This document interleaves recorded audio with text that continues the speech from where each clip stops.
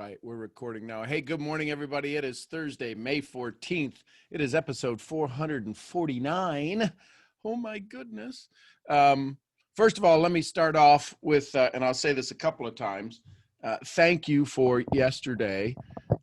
Scott has been overwhelmed with all of your joy and desire to support him and to read his new book.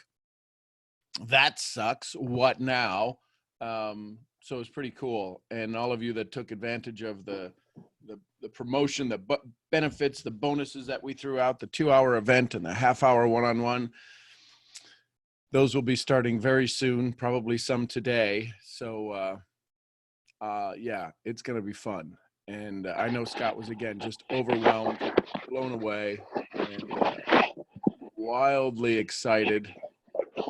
Continue. There we go. But again, thank you for that. So good morning, Misfits. Go ahead and send out your 3 messages of joy, of gratitude. And if you're new to the call, if you happen to be new to the call, drop an N in the chat. And let us welcome you so that we can say, hey, great to have you as a Misfit. Penelope, great to have you here. Stephanie, great to have you here.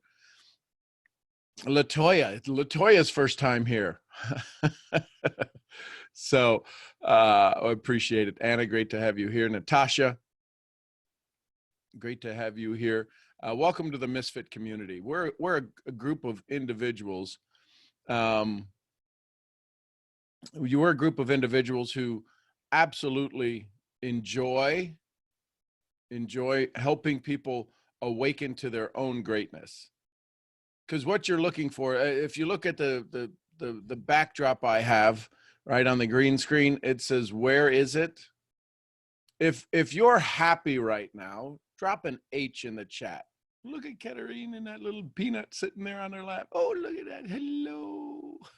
Ooh. If you're happy. So here's the question.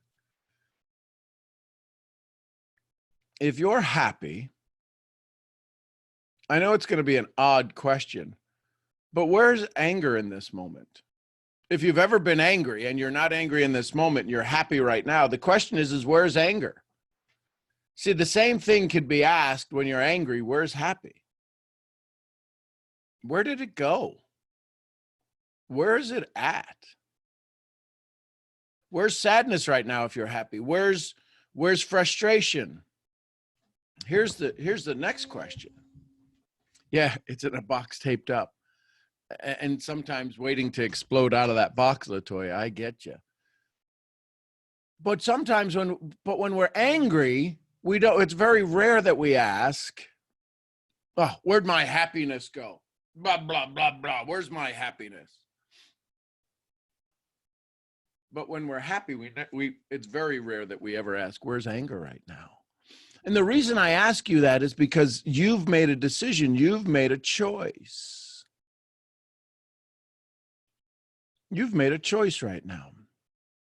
And then if you've made a decision, Michael Jordan said it best. Once I decided, I never had to think about it again. See, how many of us right now are consciously incompetent? We don't even know why we're happy. Some of us do. Some of us maybe woke up next to our special love of our life, and maybe we just had a great morning. Some of us may have woke up with a check in the mail. Some of us may have woke up with new members on our teams. And some of us may have woke up not so happy.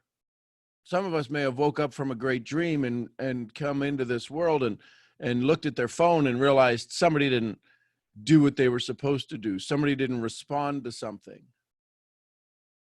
Breakfast in bed, that's awesome. So where is it? What you look for, you will find. Your reticular activating system will search for it. Your reticular activating system is that part of your brain that supports you in your what's called nexting. Follow me on this. Some of you have heard this before, but nexting, if this is your first time hearing me, you might be paying attention. If it's your 449th time listening to me, You're like, oh, I know where he's going with this one. That nexting thing. Nexting is when you listen to my words and your brain is rapidly advancing with your history, right? Because this is the first time you're hearing me. You're able to hear the words, and your brain is doing two things. It's looking, how fast will this kill me? And hopefully most of you, I believe, would feel that's a no, this won't kill me. But you're looking for, where's the pattern? Where is he like somebody else? Where is he not like somebody else? Where does he sound like somebody else? So that I can file where he's at, and then your brain goes off into the nexting routine, right? Where Katerina has the little baby in her lap, she's listening to me, but she's also paying attention to the movements the baby makes in her lap or in her hands. And as a mom, adjusts accordingly. And I'm blessed to be just in the moment and driving. This is my little brother. Oh, yeah. It's your little brother. I have 3 siblings, so. Yeah. So as she holds the little Peanut, her little brother, she's holding him in a car that's moving and doing all this stuff. We're operating at a subconscious level. This happens when we have a conversation with a prospect sitting across from us. When that prospect sits across from us, we're looking to see how can we figure out where they're at so we can get them where we want. And that's why sometimes people will leave our event, leave our meeting, our one-on-one, our Zoom, and we say, I don't know why they don't get it. Because we don't know, where is it? Where is it? Where is their desire to join you in business? Where is their desire to do what you do? Where is their desire to achieve the success you're working towards? That's all you need to find out. If you can find that out, everybody would join you, wouldn't they? The challenge is sometimes, maybe quite possibly, we're too busy trying to teach the comp plan to somebody, level 7 and 8, when they can go on a worldwide trip or earn $1 million bonus. They haven't even gotten started yet. Where is it their desire to move forward in business with you? Well, maybe we're teaching them why we're so good at what we do, as opposed to finding out what it is they want to be good at. Yeah, but I use the scripts my upline gives me. I use the conversations my upline gives me. They seem to work. Listen, water doesn't boil at 211. It boils at 212. 1 degree can make all the difference. Yes, it takes a tremendous amount of heat to get it to 211. It even takes a lot of heat to get water at 212. Water can be at 212 and not boiling. The amount of energy it takes to go from 212 not boiling to 212 boiling is significant. The number of zeros in that formula would blow your mind. So to cross over, to have a conversation with somebody, to find out where is it, their desire, their joy, their need for your business, right? Can you find a need for your business? Exactly, Richard. Jules, that's the word. See, there's that sophistication. All too often, we are prospecting to what they need and not what they want. They need more money. They need more time freedom, and they will sign up because they need it. But we haven't given them what they want. Where is what they want?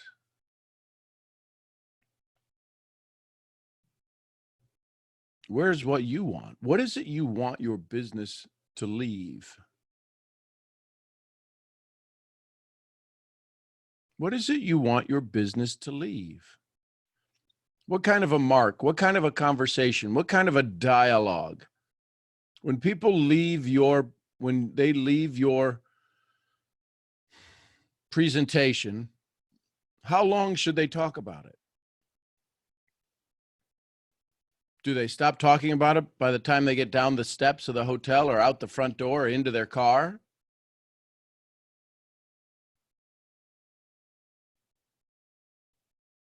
Where is it? If you're feeling joyful right now, where was it?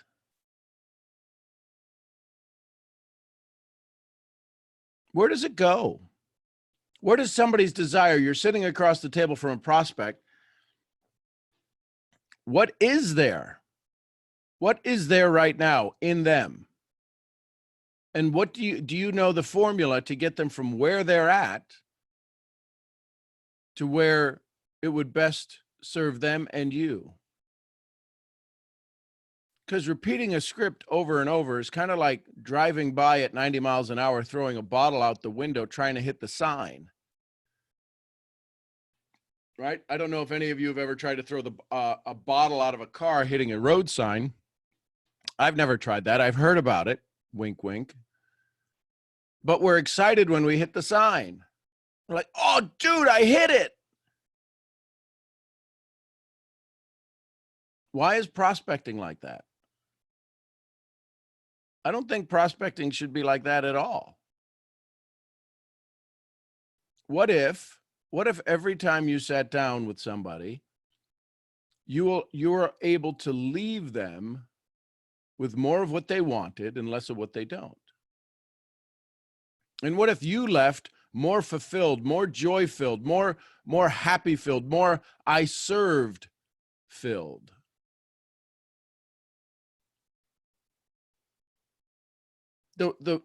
There's somebody on here, many of you know him, Leo. Leo has to, when somebody comes in for the test dance, for the come on in, let's see if it's a good fit for you conversation. People will learn to dance. Some will say, this is exactly what I wanted. Some will sign up without ever having the intro combo and say, I'm all in. I'm all in. Because they've watched dance videos. Maybe they used to dance years ago. Maybe they used to do things. Maybe it's a new relationship, and that's their way of getting closer and connecting more. Maybe it's because the relationship isn't doing so well, and Leo's this hot stud that they can go, dance to the oldies with and sweat to the oldies. Smiley face, smiley face. But sometimes people will sign up because they want to get better. The challenge is the reason there's not a line of people knocking at your door is because they don't know how much better they could be in our business, in our profession. They just don't know how much better their life could be in our profession. Where else could you go, have a conversation with somebody, bring them value, support them, help them take care of their family, help them take care of their children, help them take care of their grandchildren, their great-great-grandchildren if they build a business, because it's usually, most of your businesses are willable or be able to be put in a trust and passed on. Where else can you have a conversation from the comfort of your own home on a global scale to bring value to individuals around the world every day? I don't know too many doctors doing that. I know telemedicine. I've had more conversations with my doctor in the last 45 days via a text or via a online portal. I had a Zoom with my doc the other day, and she's like, you have oceans in your background because I can put a video in my backdrop. I said, Doc, you have entered into my world. Welcome to my world, Doc. She's like, oh my goodness. Now I understand why you come into my office and you're this oddball in our office. I know everybody's name and I know all of that. I said, this is my world. This is what I do 10 hours a day, 12 hours a day. Where else can we do this? Why would your business ever bring you a moment of stress? Think about it. How is it possible that your business, this business, could bring you any stress? I haven't had to deliver anything to 30,000 people in a year, in 2 years. I don't have to deliver a thing. Whew, don't have to worry about that. I don't have to do paychecks and do accounting. How is it possible that your business stresses you out? Well, I need more people. Then stop studying the comp plan and start studying people. When you understand the human presence and when you understand human predictability, what do you mean human predictability? Watch this. Watch what happens in your head. I'm going to say a word. Watch what you say. I'm going to say up. What did your brain just go to? I'm going to say in. I'm going to say hot. I'm going to say light. We live in a binary world. We live in a binary situation. We're always looking for opposites. Our brain is designed to look for the extreme opposite. Contrast.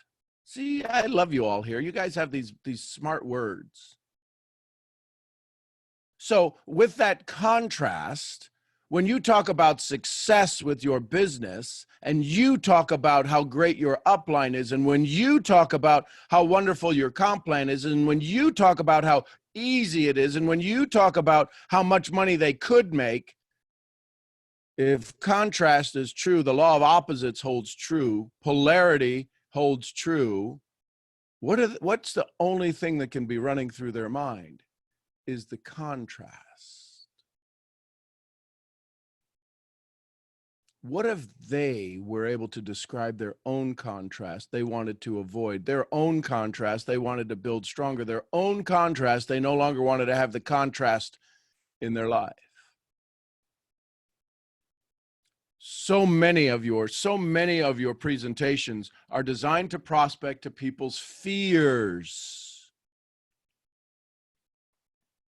And so when you speak them about time freedom and money freedom and joy freedom and success freedom, the only thing they can hear are the fears, the where is it? When you say joy, where is it? Where's the contrast? It's right there. Sadness. I've never worked at this before. I've never been able to make this work before. I'm not good at this. I don't know how I'm gonna fall short with this. So now the question becomes, how do I not trigger their fears? How do I not fire up the amygdala? How do I not make the hippocampus go, oh, here it comes, amygdala, attention on deck, amygdala, attention on deck, amygdala. They're talking about this joy crap again. You haven't been joyful in 25 years. Get ready. And all of a sudden, boom, the trigger happens. And you watch them do this in the presentation. You watch their head turn away. You watch them take a big swallow. Because the next thing out of that cake hole of theirs is probably not going to be the truth. There's all of these micro expressions that you hear. There's all of these micro expressions that you hear. So the question now becomes, can you be present? Because when they sit down, they want to know, where is it? Where is the joy that I'm having? See, and that's why it's important to have them in a dialogue, not a monologue where you're teaching them. You don't get paid to be a teacher. If you do, go get a teacher's salary. That's why maybe your check is small in your business. For the amount of effort you put in, for the amount of studying you do, for the amount of work you put out, what are your results? So the question becomes, well, Sean, so what do I need to do different? Ask them why they're here. Some of you have used this. Some of you have shared this with me, the results, and you're like, I can't believe how easy it was. Listen, there's only a handful of you that are even part of my business. I'm not part of your company. There's many companies on here. I'm not a part of it. Well, why would you be teaching us this? Well, how's your business going? If you're making 6 figures a month, you're probably not on this call. If you're making a high 5 figures a month, you're probably not on this call. How do I know that? Because I have another call for high 5 figures and 6 figure a month earners.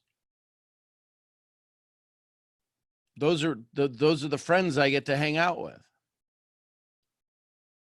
If you're here, it's because somebody thought enough of you to say, I don't know, that this guy, this knucklehead in Texas, who wakes up every morning at 6:30 for the last 449 days, almost every day. I've been late a couple of times. I'm allowed one late show up a year. I don't know. He just sounds good. He says things, and I've tried some of his stuff, and it works.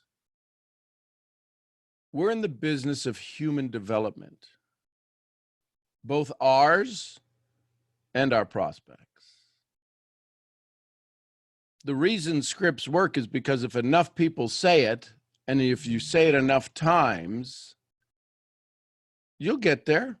You'll get success. Hippocrates found out that when people got sick, if somebody had a cold, there's 4 groups of people that can get a cold. There's this group, that group, this group, that group. Think of every personality test you've ever taken. There's usually 4 people, 4 groups: the blues, the reds, the greens, the yellows, the bears, the chickens, the eagles, and the, I don't know, if you're fish, it's dolphins and sharks and minnows, and I don't know what a supporter fish would be. A guppy, I don't know. But we're designed into these 4 groups all the time. And in these 4 groups, a whale, in these 4 groups, that's how all personality tests, they derive from Hippocrates and maybe somebody before him. But when you're speaking, see, you're part of one group. You're a mix of all 4. You're part of one group, but you're a mix of all 4. It's why you can get along with just about everybody. But there's somebody, even a family member, you're like, ugh, they're coming. I'm going to have to put up with that story. Ugh.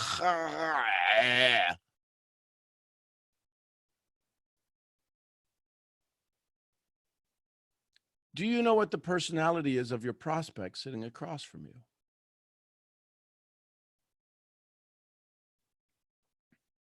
Do you know if they're the same like you? See, a lot of times, what do we say? Birds of a feather flock together. I bet if you look at your team, your organization, your community, they look a lot like you. They sound a lot like you. They talk a lot like you. They think a lot like you. You have acquired a demographic of success. What would happen if you acquired a psychographic of success?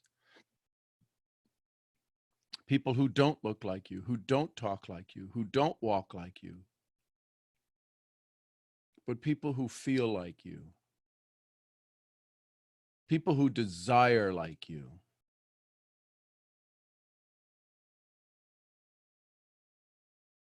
Your business would change dramatically. Each of you are amazingly, uniquely powerful souls. I've witnessed you. I watch you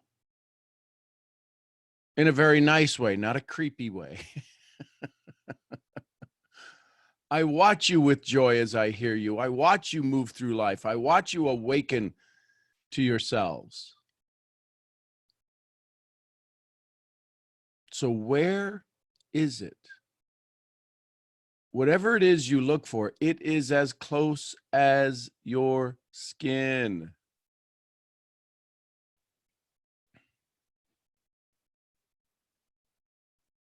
Become aware. This is what meditation does. Meditation allows you to start to become aware. Exactly, Jessica, right under your nose.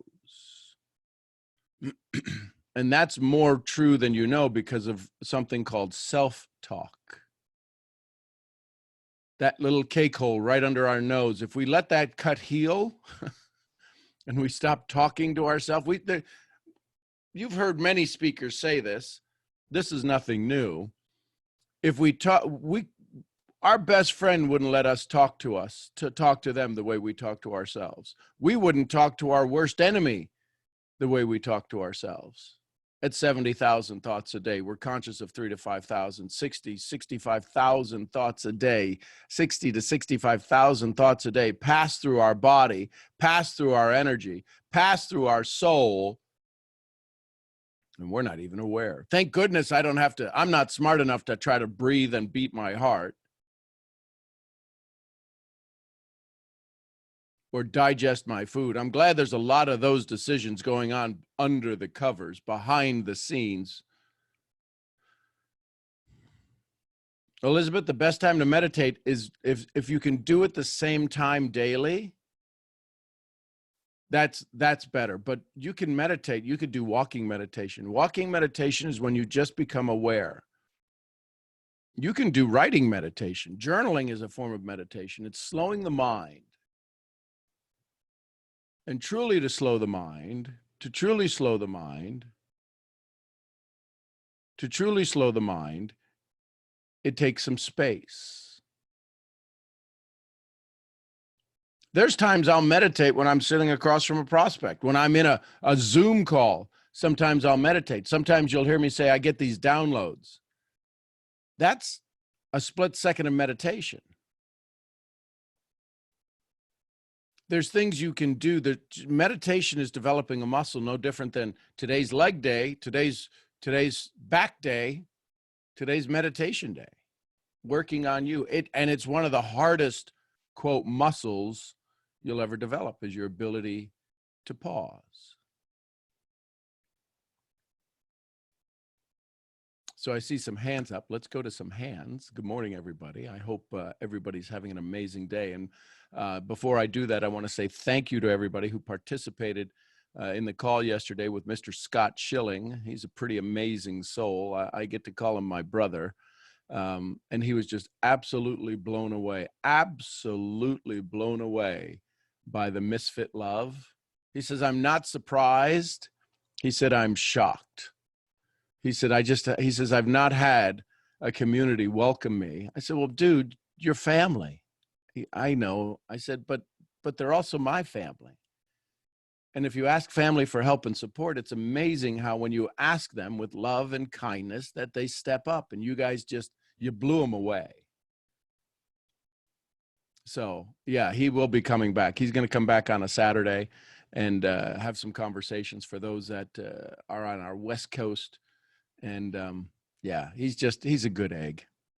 He's cracked like the rest of us, but he's a good egg. Let's go to some hands. Let's go to Hotlanta. Let's go to line 1 and let's go to Brittany. Hey, Brittany, a longtime caller, longtime listener. Great to have you. Sean, I'm literally still asleep, but I was like, I need to talk about like what happened, right? So, not very dramatic. So sorry if anybody's like really excited to hear this, but so it's funny that you're talking about. Well, it's not funny. Oh, damn! It's like when I say something, I want to say something else about something else, and then something else about something else, and then I end up on here for 15 more minutes. But I was about to say it's crazy, and I was having a conversation with my friend, and we actually sat and we broke down the definition of what it means to be crazy. And when we say things are crazy, it's as we are shocked. But when we actually truly believe things, it's really not that crazy, or what I more like to say, interesting. But nonetheless, so I was having a conversation yesterday with someone, and they were talking about how they're not connecting with the people that are in their environment, or they've never really had a friend, or they don't have a friend now, and they just don't have like certain things or a certain group of people that they can connect with. And I was like, well, that's not true. And I was like, basically saying like, how? Well, number one, they are frequent visitors to this call. And also something that I also had to realize as far as like the psychographic of people, that you can be a part of a psychographic of people, but once your psychographic changes, let's just say once you elevate, you have to also go and gravitate towards another psychographic of people to be in that psychographic of people. And it's okay if you no longer belong to that old psychographic. It's just that, you know, you have to understand that people are placed in our lives and we're surrounded by people for a lot of different reasons. And it's not always going to be what we think is a positive thing. But for me personally, I just wanted to say that the other day my days get mixed up, but when I was on here talking about how giving myself mixed emotions as I often find myself as a walking contradiction. And I was just like, you know what? I don't want to live as a walking contradiction anymore. I'm just going to let go of all of my stupid ass fears that I just think that I have. It's so idiotic. And I cannot live like that, because then I would be a hypocrite. I would be one of the things I say I don't like. So I had multiple conversations right after that call, and with people that because I had a conversation with them before, but like Michelle, I don't know how you guys read me so well, but how Michelle's like, you love to skirt around things, blah, blah, blah. And I really do. So I was like, I reached back out to them. I was like, you know what? We had a conversation and I was skirting around some things. But I want to have another conversation. I want to approach this conversation with a whole different mindset, a whole different heart, basically, with my hands up and open, you know? And so I had a conversation with them. And then I had another conversation with my friend, and I kind of just released all of my hidden fears that I don't necessarily show to the world. And I talked to her about it, and, you know, I just kind of let them all go. And I was just like, all right, cool, whatever. This is it. Like, this all. Like, so once I did that, and once I made a conscious decision, because there was another part that I don't want to say on the call, but I was like, you know what, I got to do something. This is what I want to do, and this how I don't know how I have to do it, but this is the deciding factor, that this is what I'm going to do. And when I say my life took a quantum leap in a span of 3 hours, it was absolutely ridiculous. I was like, whoa, you know, I was like, this is crazy. So still little by little, you know, I was able to do it all at once. Now, little by little, I'm just able to consciously say, okay, normally or in the past, and for my past self, who I no longer want to be, well, I don't even have to focus on that. My higher self is not afraid. My higher self does not know what challenge is. And I've been telling a couple people, you know, how you hear, with the great power comes responsibility. I don't know if he's on the call. Let me see if he's on the call first before I say this and act like I came up with this myself, because I didn't. But he's not on the call, so I can take the credit. Okay, cool. So with great power comes responsibility. Actually, it's with great power comes great responsibility. Okay, so with great power comes great responsibility. But I've switched that for myself, and, well, my friend and we've switched that, and it's with great responsibility comes great power. Because often we try to shy away from the bigger responsibility because we don't want to tap into that power. So for me, not everybody, I often find myself stepping into that greater responsibility, and then I tap into that great power. Because in life or in business or whatever, to me, it's always a sink or swim type of thing. So if I'm just in the kiddie pool, I'm never gonna, you know what I'm saying, have strengthened myself enough to swim against the current, because in life sometimes you have to swim against the current. Right. So do you know why that happened? Why what happened? Why the quantum break free happened? Yes and no, but you're gonna tell me anyway, and I seek to you for answers. So tell me what you think. So I hear the words that you use to describe the conversations you had. And in those conversations are words that are not typical in your dialogue. Oh my God, what are those words? So you said heart-based. You Oh, said conscious. You said conscious. So yeah. you're consciously in your heart, which is, of course, there's going to Totally be, new for me. there's total, well, it's not new for you because you can't do something that you've never done before. You've had this pattern before. Otherwise, you wouldn't even be able to describe it. So you've had this before. This is now an awakening. So you decided to consciously move into your heart, to have dialogue, to have interaction with people. And therefore, that responsibility, that great power that comes, you used it, you wielded it in such a way that didn't destroy. Because a scorned heart, a broken heart can be vicious. But a heart that's mended, a heart that's coming together, a heart that's choosing to be on its path, Paulo Coelho says in the book Manuscript Found in a Craw, a heart on its journey has never been injured. Right. So you went through a quantum leap. You changed the way you look at things, and the things you looked at change. And in 3 hours, you've had this awakening because it's always been inside of you. Yeah. It kind of feels like the book that Monique always talks about, Many Lives, Many Masters. Mm-hmm. And as I was reading it, it talks about the girl. I think her name is Catherine. I'm not 100% sure. But she, she's lived, come to find out, she's lived 86 or 87 lives. And she would go through these lives and she would come back and she would say, dang, like she would be like, I was supposed to learn this and I didn't learn this. So now I'm back here. And I'm like, because I believe in past lives and future lives. And as you were saying that, I thought to myself, I was like, well, maybe I'm going to get it right this lifetime. Like maybe I'm going to get it right this lifetime so that my next lifetime, I don't have to be quote, quote, a peasant again, Mm-hmm. Yeah. Yeah. So congratulations. Have you journaled this? Sean, I'll be doing that for real.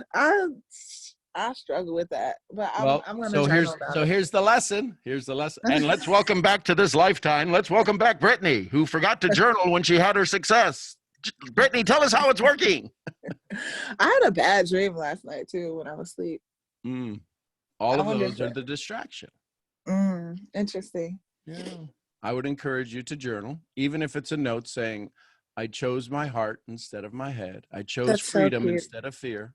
That's so cute. I love it. I'm going to write those exact words.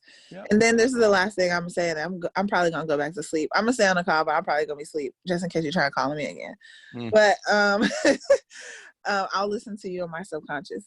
So while I was having my bad dream, right? And because I don't really necessarily have nightmares that much, but sometimes when I have them, this may be really strange. They're very intense, as if they are as if there are actual entities coming to get me, right? So while I'm having these entities, multiple at the same time, coming to get me, guess what I was saying? I don't know what. And I love that. Holy, holy, Holy Spirit. No. Yeah. And I was like, I've never said this before. So yeah, that's it. That's the end of the movie. That's a good ending. Thank you, my love. Thank you. Let's go to Shardia. Good morning, Shardia. Let's go to Shardia on line 2. Hi, Sean. Good morning. Good morning. Okay, my question in terms of business, I 100% agree with what you said in terms of putting the prospect first, finding out why they're there and try and see if the opportunity is something that is suited for them. But my thing is, how do I get out of my own way in terms of reaching out to people on like Instagram and stuff? That's a little bit out of my comfort zone. It's not something I've ever done before. Or how do I, get into that space where I feel comfortable doing that? Or Cool. Great question. Let me ask you this. Reaching out to people on Instagram, 2 things, and then I'll show you how you could do 100 today. Okay. What's the desire at the end of the conversation? You reach out, what's the initial desire you would have? What would make you excited and ecstatic to have a response back? What would the response be about? To get to know them a little bit about them, I guess. Okay. And if you got to know a little bit about them, then what would be the next response? I guess once I got a little to know a little bit about them, to see where they are, and you know, at the moment, if the opportunity that I have would be of any interest to them. Okay. And here's where it's very difficult for most people to reach out to anybody, is because they think it's about the opportunity they have, and it's not. It's about the number one product you have, which is not your comp plan and not your business model. When we sit down and we realize that the number one thing that each of us has to offer is a solution. Okay. That's all it is. It's a solution. So if now that you know to go out to reach out to people is you're looking to provide a solution, not take money from them, although that may be an outcome if they decide to join you, and not to get them into something they don't want to do, although that may be something that may be an outcome because they got to do something different than what they have to get something that they want. But what if your dialogue was now to see if you could provide a solution, or if they're actually looking for a solution in their life? What could they be looking for a solution in their life that your business model could serve? Maybe they're looking for community. Could your business model serve that? Maybe they're looking for leadership. Could your business model serve that? Maybe they're looking for a way to leave their spouse because things aren't good and they've got to create an income on their own. That's nowhere in your comp plan. But we think it's only about our business. What if it's about a solution? Makes it easier to have a conversation. Hey, listen, I've been invited to participate in an event with people who are scared and frustrated and aggravated with what's going on right now, and they're finding a way to get a little bit of more control back in their life. I don't know if you'd be open to anything like that. Versus, do you trade? Well, hell no, I don't trade. Who wants to trade? Nobody wants to trade. Heck, 80% of the people in your company don't want to trade. And you think you're going to prospect somebody to want to trade? There's so few people have ever tried. The first time they trade and they lost $100, they've stopped trading. Oh, I'm in my academy. I'm not in your company. But I hear these stories all the time. I hear stories from every company all the time. Listen, you may see me as this goofy guy on a Zoom from Dallas, Texas. I've been 22 years in the profession. My phone is littered with the top 6 and 7 figure income earners. Why? Because when you hang out long enough, you get enough scars, you get in the club. But nope, there's people in your company that don't even want to trade, and you're going to prospect somebody. Listen, come join my company, spend this amount of money, but don't trade. But you should be trading. What if, Shardia, you provided a solution? Okay. What's a solution you're looking for in your life right now?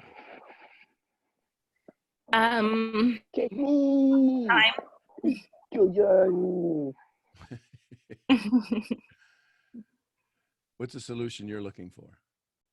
Time freedom. Okay. And so have you found the model that you can plug into that allows you to build some time freedom? Yes, I believe I have. Have you had any time freedom yet? Well, being off work now, I do have a bit more time to plug into that model, which will eventually give me more time.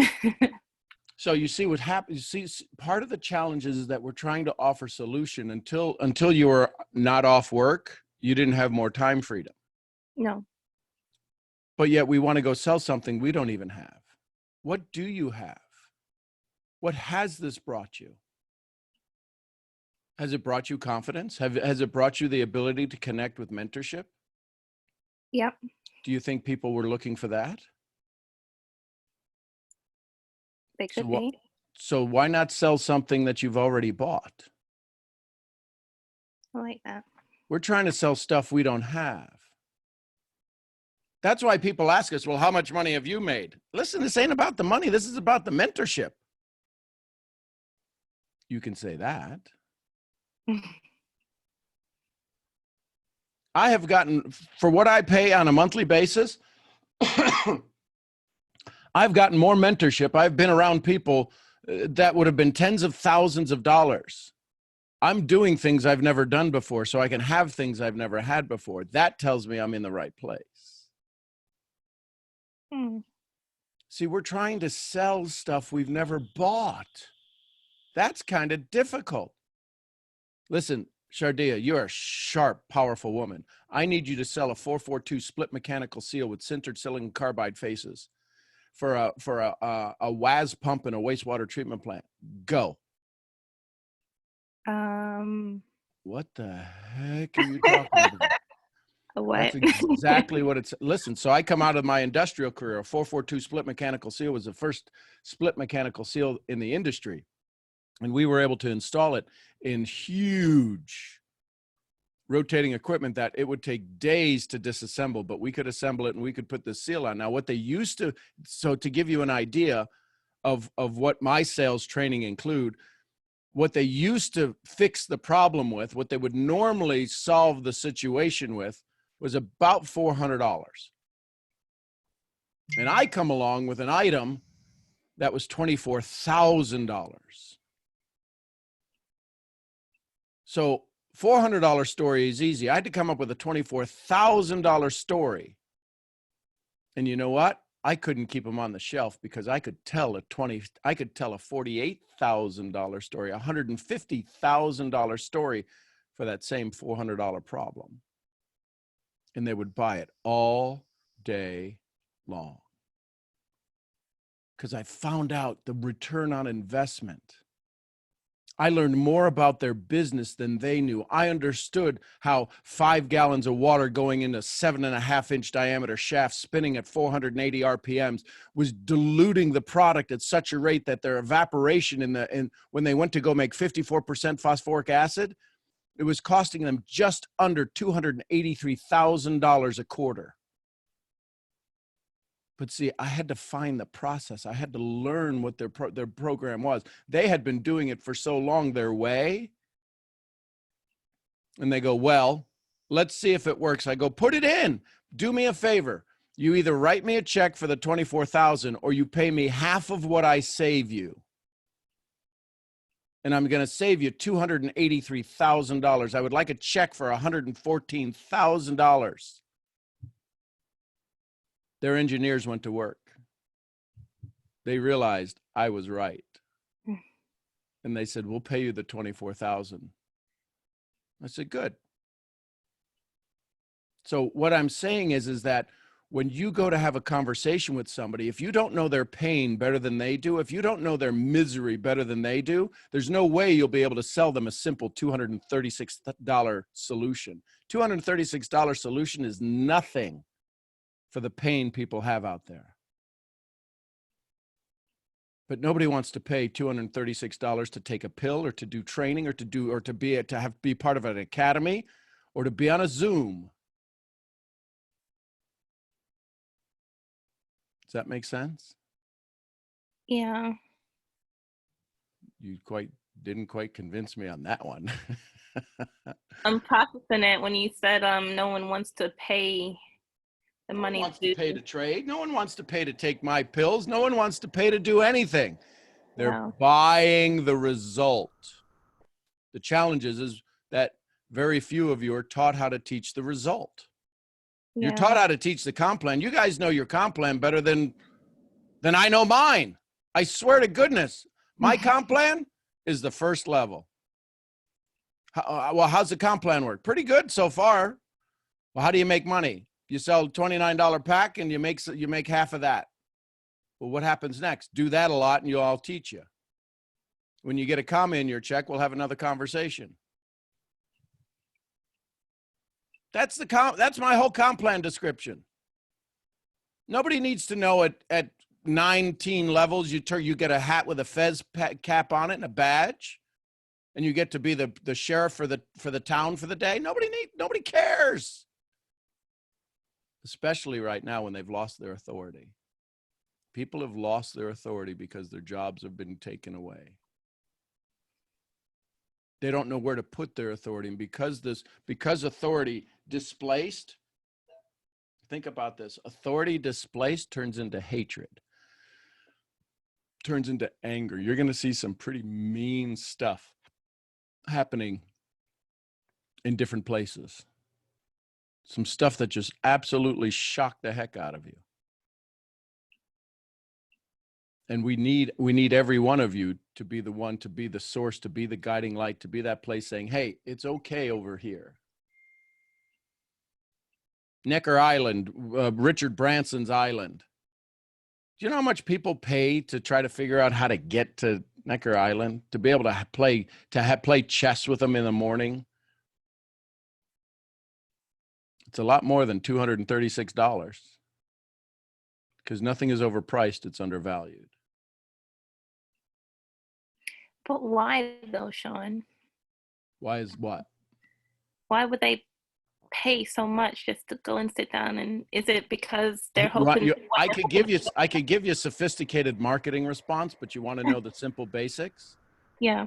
It's so they can brag. Oh, I thought because they were hoping to get all this knowledge and. But they do. That's the side effect, is the knowledge and the experience. They say they want that, but if that's all they wanted was the knowledge and experience, none of us would know about Necker Island. Would we? No. None of us would know about your 7-figure income earners, would we? None of us would know that your 7-figure income earner just bought a Lamborghini or a Lambo or a blah, blah, or whatever it is. The only reason that we know about what your upline has done or upline is doing is so you can brag, period.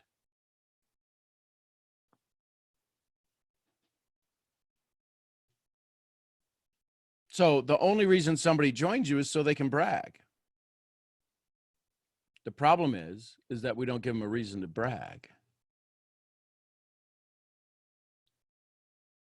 We don't give them a reason to brag. We don't give them a reason to say, I made a good decision. I decided to take control of my future. We don't. It proves if people leave your business, you haven't given them a good reason to stay. Somebody gave them a better reason to leave. It's not that you were bad. It's not that you weren't good. It's not that it's not good. It's perfect. But if people leave, it's because somebody gave them a better reason to leave, not to even to join theirs, a better reason to leave. Why do you do that? Why are you doing that? I can't believe you're doing that. Oh, you rep supplements? You're damn right I do. When's the last time your little home-based lawn care business did $100 million in sales, has a $2 million day? Did you do a $2 million day last month? And you want to tell me I'm nuts? So find a solution. Let me show you how to listen. If you could reach out to people, if you could reach out to 20 people today, would that be cool? Yeah. Would that be more than you've ever done? Yes. Okay. So watch this. Give me the name of somebody you love. I'll teach you how to reach out to 100 people between now and today Thursday? Yes. In the next 24 hours, I'll teach you how to reach out to 100 people. It'll take 90 seconds. Can I teach you a 90-second formula? Please. Give me the name of somebody you love. My daughter. One of my daughters. And her name is? Jamia. Ja or Ta? Ja. Jamia. So Jamia, tell me where you live. London. London. So let's just, we all can picture it. You ever seen Big Ben? I have. I got Jamia at the top of Big Ben.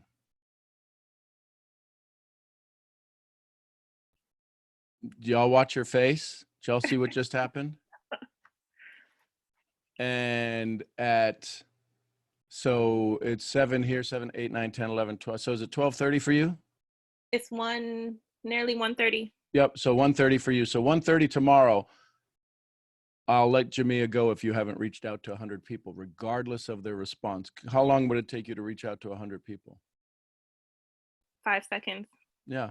Or less. And you'd spend the next 23 hours and 55 minutes trying to kick my butt, wouldn't you? I would, yes. Sorry. So then what's the issue?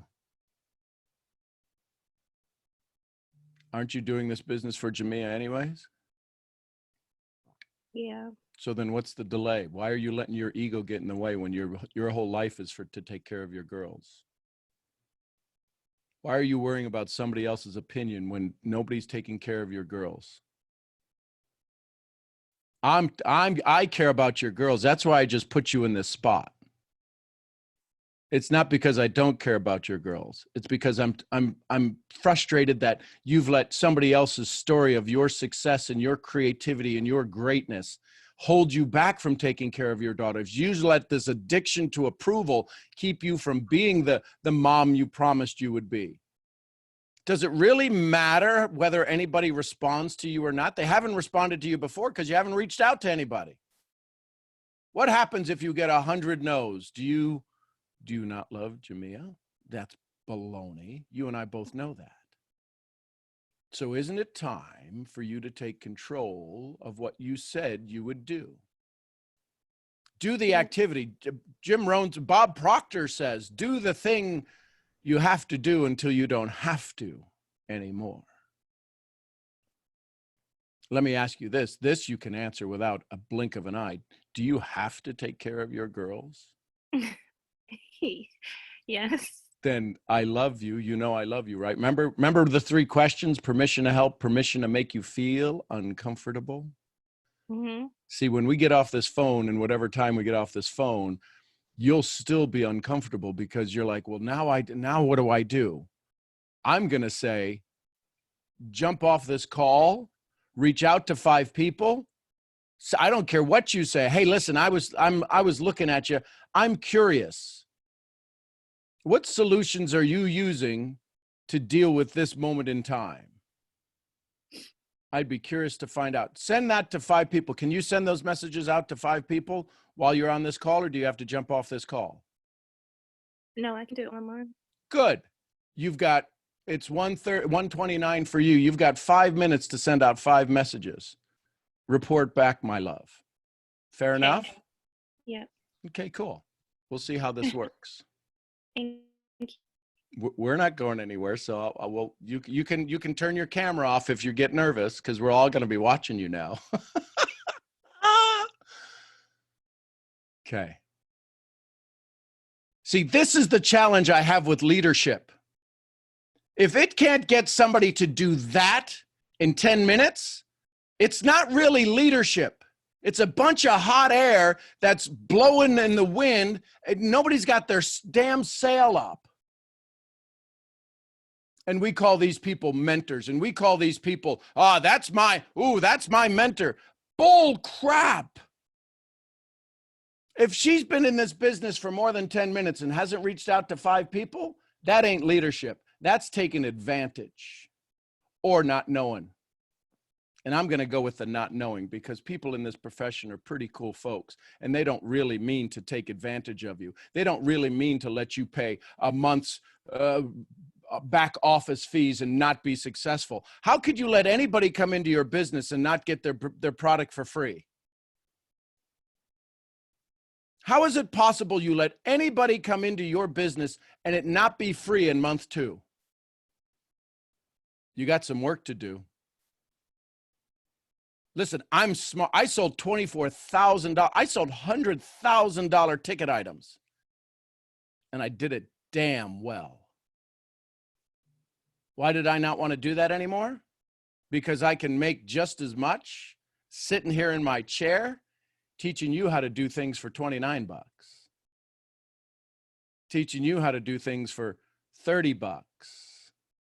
Why do I give away all the stuff on this call? Because I'm using it to get better at me, to have a conversation with younger souls who they want to be around me. They want to sit with me, but they think, well, he's too far out of my league. I'm so far under your league. You can call me Aquaman. I'm so far below you. But I'm brilliant in what I do. See, I can communicate with all of the animals in the sea. I can communicate with all of the animals on the planet. Y'all are running around trying to put cages around people. I'm the guy running around going, ooh, here's the key. Give me the key. See, how many of you are, look, it's right here on my thing. Who are you using as a key to unlock your life? It better damn well be you. I just teach you how to I teach you how to form. I'm the guy that teaches you how to morph and turn into the key, and you put yourself in the lock that's holding you back, and you open your gate and you're free. And then somebody else is going to come around and go, how the hell did you get out of the cage? Get back in that cage. Called script. Called understanding comp plan. I love that, Jessica. Jessica, every strand of hair you have is a brilliant key for every one of us. See, if people like to be around you because of your smile, if people like to be around you because of your joy, that's the key they're using. Y'all are here right now. 108 of you are here right now, hoping that I'm the key for your gate, and I'm telling you, I ain't. What I am telling you is that you're the key. The challenge is that nobody's ever told you could be your own key. You buy the books, you buy the tapes, you go to the seminars, you do the Bob Proctor, you write with the opposite hand.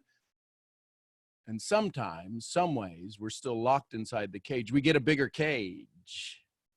We get a raise. Why do you think the companies give you a raise? Why do you think they promote you?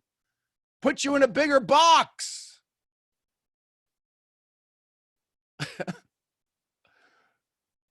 That's what a promotion is. It's a bigger box.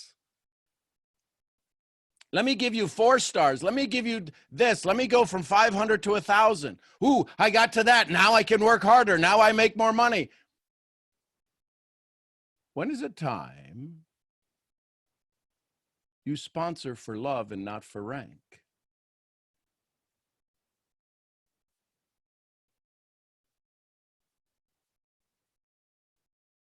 When is it time that you build dreams instead of a check?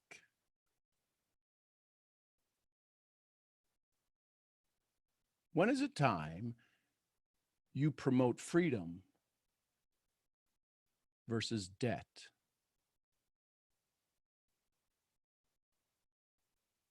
You're in one of the greatest professions that exists.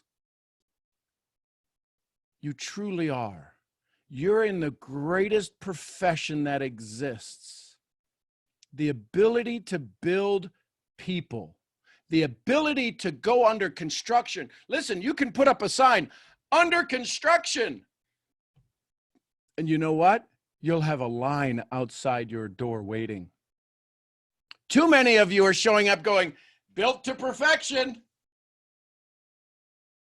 with your pencil dresses and your sitting on cars and your $600 glasses and your $500 phones and your $1,000 phones and your trips to nowhere, looking off and not even paying me any respect, looking at me, the viewer.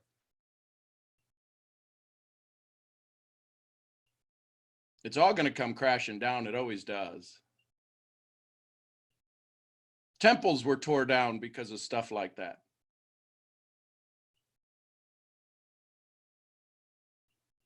But that's not your heart. That's why you're torn. That's why you're frustrated. It's not your heart. When your heart starts to build your business, man, people fall in love with you. I fall in love with every one of you every single day. I watch your smiles on here. I watch your laughter. I watch your tears.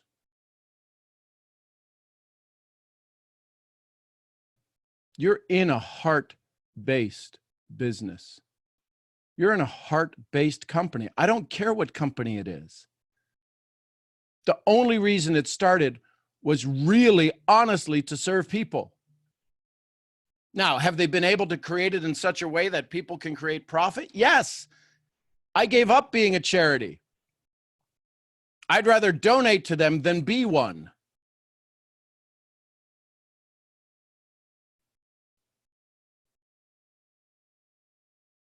The freedom you search for is already inside you. Turn yourself into the key.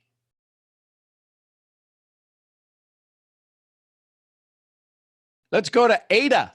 Good morning, Ada.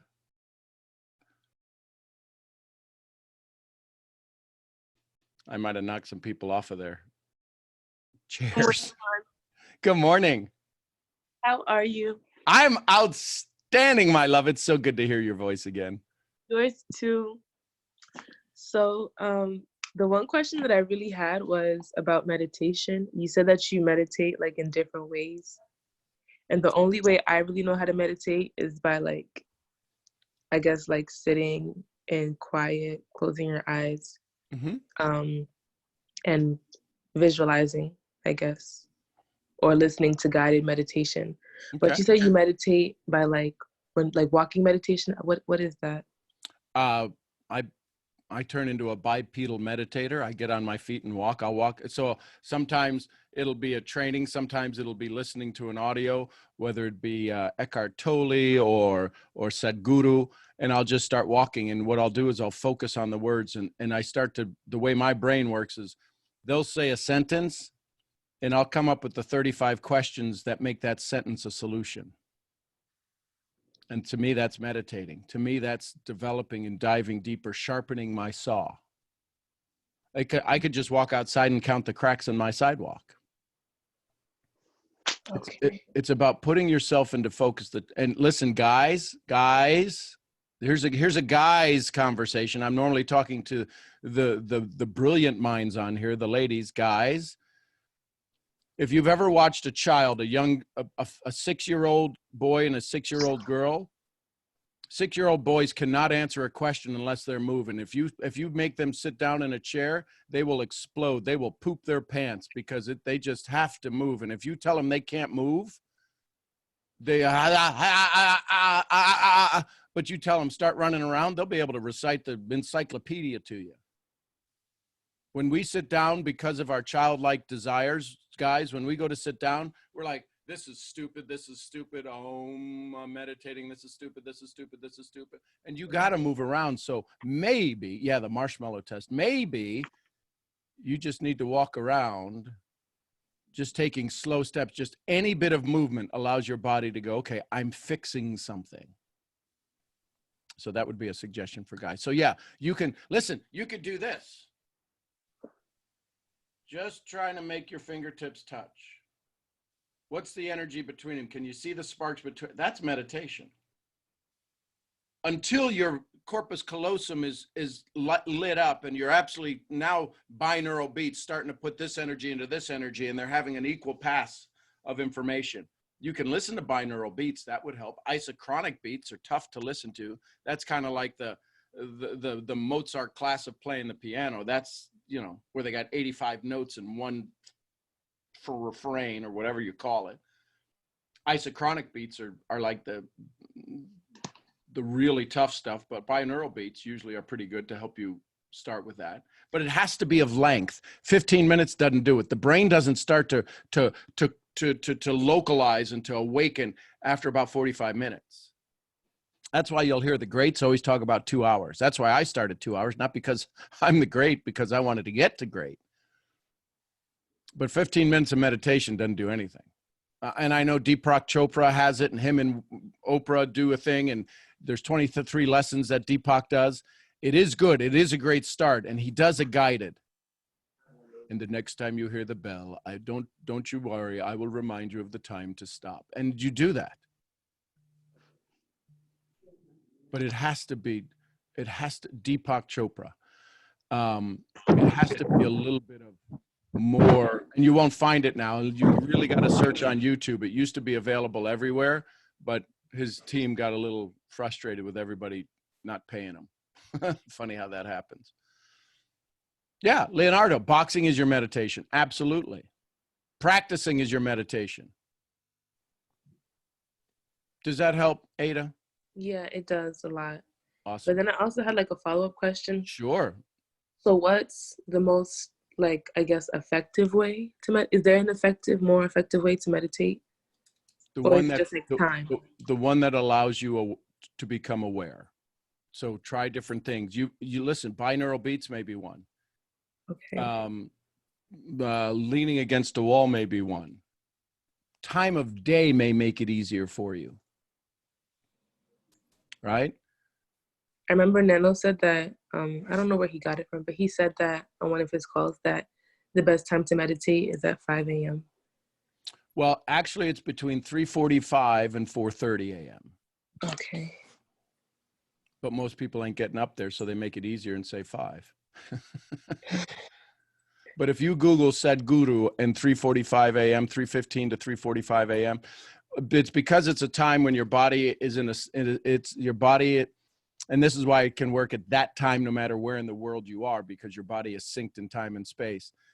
At 3:45, your body, if you've gone to bed at a reasonable hour, the way your body has gone through its cyclical nature of deep sleep and awakened sleep, so you only really spend about maybe an hour in deep sleep. The rest of the time you're in REM sleep.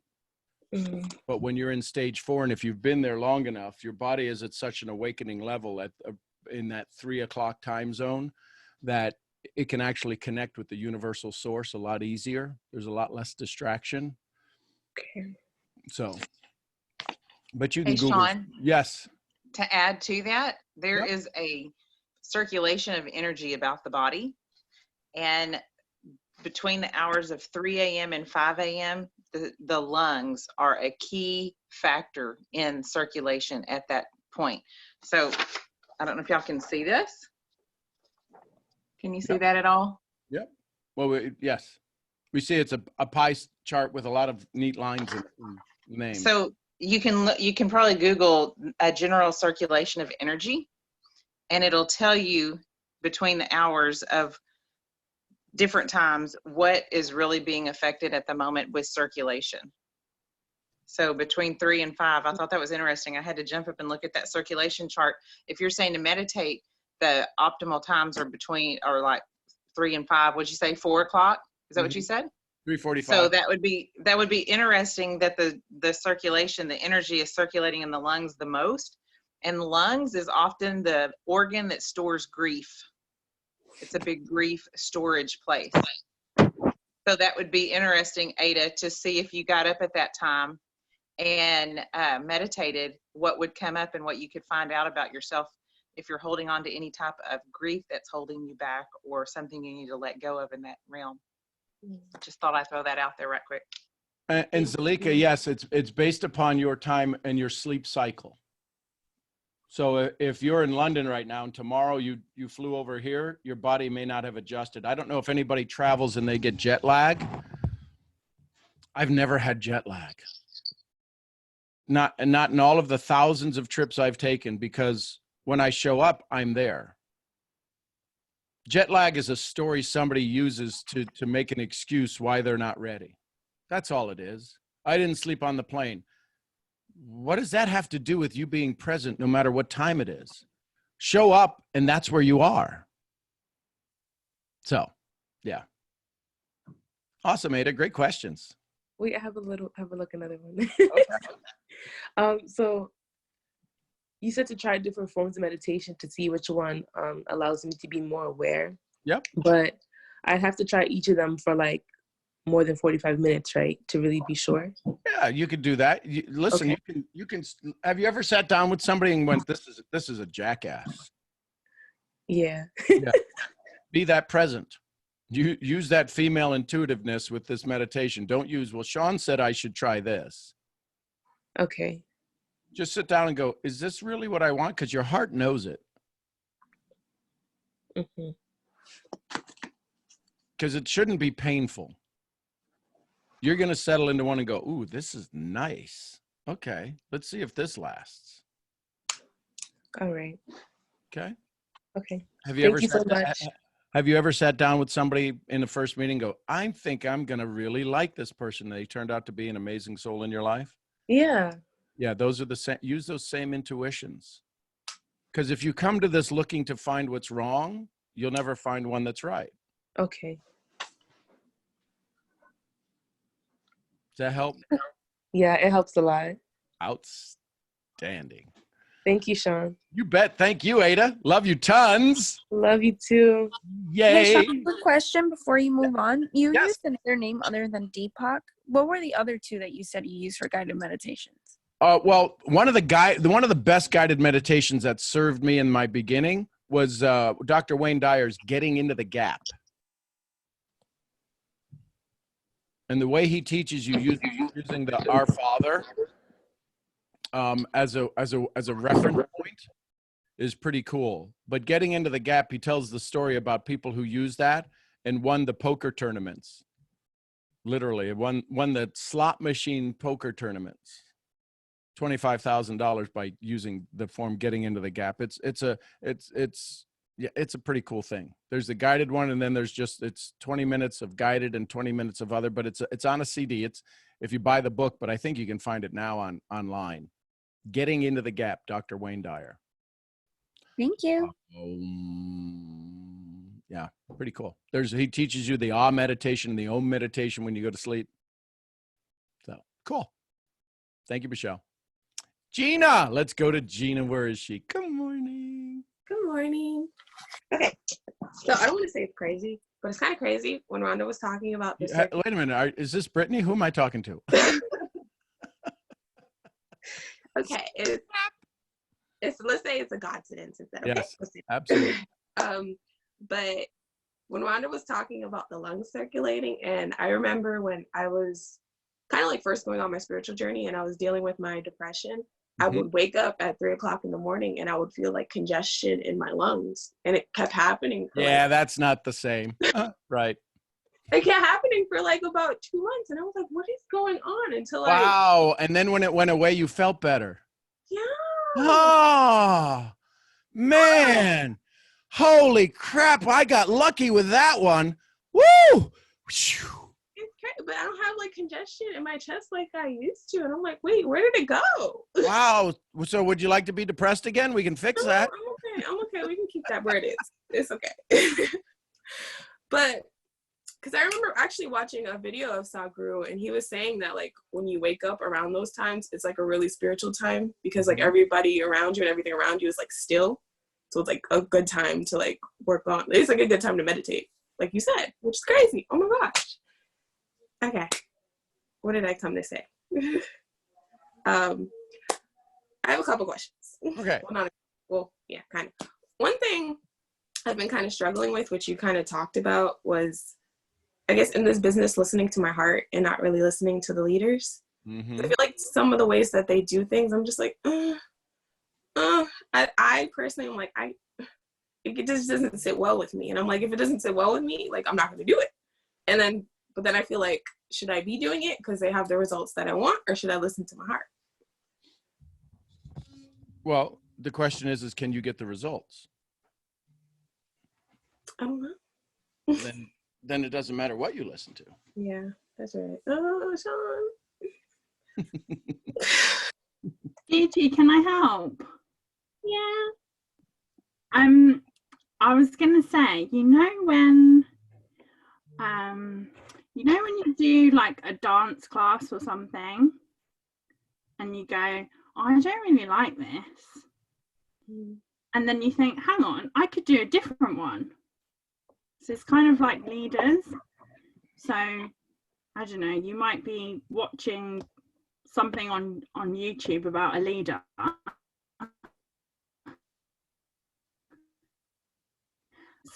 Some of the same things. Isn't it funny when we get to how the internet cuts out? Jess has never had an issue before. Can you hear me now? Yes, I hear you now. When you listen to leaders, some leaders say similar things. Am I cutting out? Nope, you sound good. So you could, if you could listen to another leader. Yeah, it's like when I listen to Sean, I'm like, yes, yes, yes. But when I listen to other people, I'm like, I don't know. But then it's like, So here's the crazy question. Here's the craziest of crazy questions. What food do you not like? liver. Great. And what food do you like? I like blackberries. Cool. You got a choice, blackberries or liver. Which do you choose? Blackberries. And if blackberries gave you the $1 million solution, but if you ate liver, you had to start over every time, would you ever eat liver? No. And why are you eating liver? I don't know. I think I'm Because scared. because yes, you're scared of winning, not scared of losing. You're losing. I feel like I'm kind of scared to be like the odd one out, but I'm like, I've been different my whole life. So why is this situation, why am I scared to be different? Wait a minute. How many people have your fingerprint? No. No. None, right? Yeah. So why are you trying to fit in? You were made to be unique. Why are you trying to fit in? And if every time you run 100 miles and you go listen to one of those other leaders and it puts you back at the starting line, wouldn't you get pissed off? Yeah. Then why are you cry? I guess it's that struggle with the addiction to approval. Like I want somehow I want their approval, but I don't even know. They don't even know you're watching them. That's what I'm saying. Oh my gosh. I don't know if I've just been listening to them so long that like they're programmed me in a sense. You are a dolphin and you're swimming around with fish. Does that make sense? Yeah. Yeah. So who's the great like the addiction or approval just transferred over to there. Like it's instead of getting rid of it, it just moves somewhere else. Well, that's how all addictions work. If somebody stops drinking, they start smoking. If they stop smoking, they start eating chocolate. And if they stop eating chocolate, they try to find romance. And if they can't find romance, they wind up abusing somebody. Why am I crying? Because we love you. It's so true.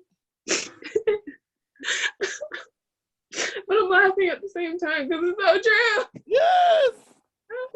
Let your brain work on that. I'm crying and laughing. How is this possible? I'm going through it. So what? Take it. So take a detox. Just listen to the one thing you want. You said Sadhguru, right? Yeah, that's Sadhguru. So listen to Sadhguru. Listen to Sadhguru. Listen to Deepak Chopra. Listen to Wayne Dyer. Take a break from the other people because it's not serving you. It may serve you at some time. Listen, sometimes I'll listen to the devil to know what not to do. Doesn't mean you can't listen to him, but it's not serving you. It's taking you back to the starting line every time you do it. Oh my God, you're so right. And I find myself like when I get on the call, I'm like, okay, Gina, just take what resonates and leave what doesn't. Take what resonates and leave what doesn't. But then I'm like taking everything. It's hard to take what resonates when it's hitting the fan and it's covered you up and all you can smell is cow manure. Yeah. And you're like, ugh, I need to get on Sean's call. Listen, I'm doing this so that one day none of you show up. That's my intent, that none of you show up. And the day none of you show up for a couple of days, my job is done. You don't need me anymore. You've walked away with the wisdom. But I'll keep showing up because you guys keep turning on the TV of some dumbass and you keep getting broken. You keep getting told you're not enough. And I get calls from leaders going, what are you teaching my team? Listen, it's a free call. Tell them not to show up. I dare you. Tell them not to show up on my call and watch what happens to your business. They will realize that you're the imprisoner and not the freedom giver.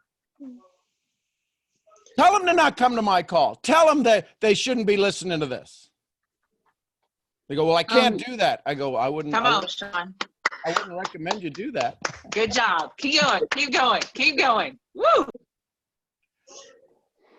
But I see people like Gina who struggle, who have the greatest of hearts. And I see people like Dakaya and Jessica and Ann and every one of you who are trying to operate in a man's world with man's ideas. You need your own, you got your own brilliant damn ideas. Start using them.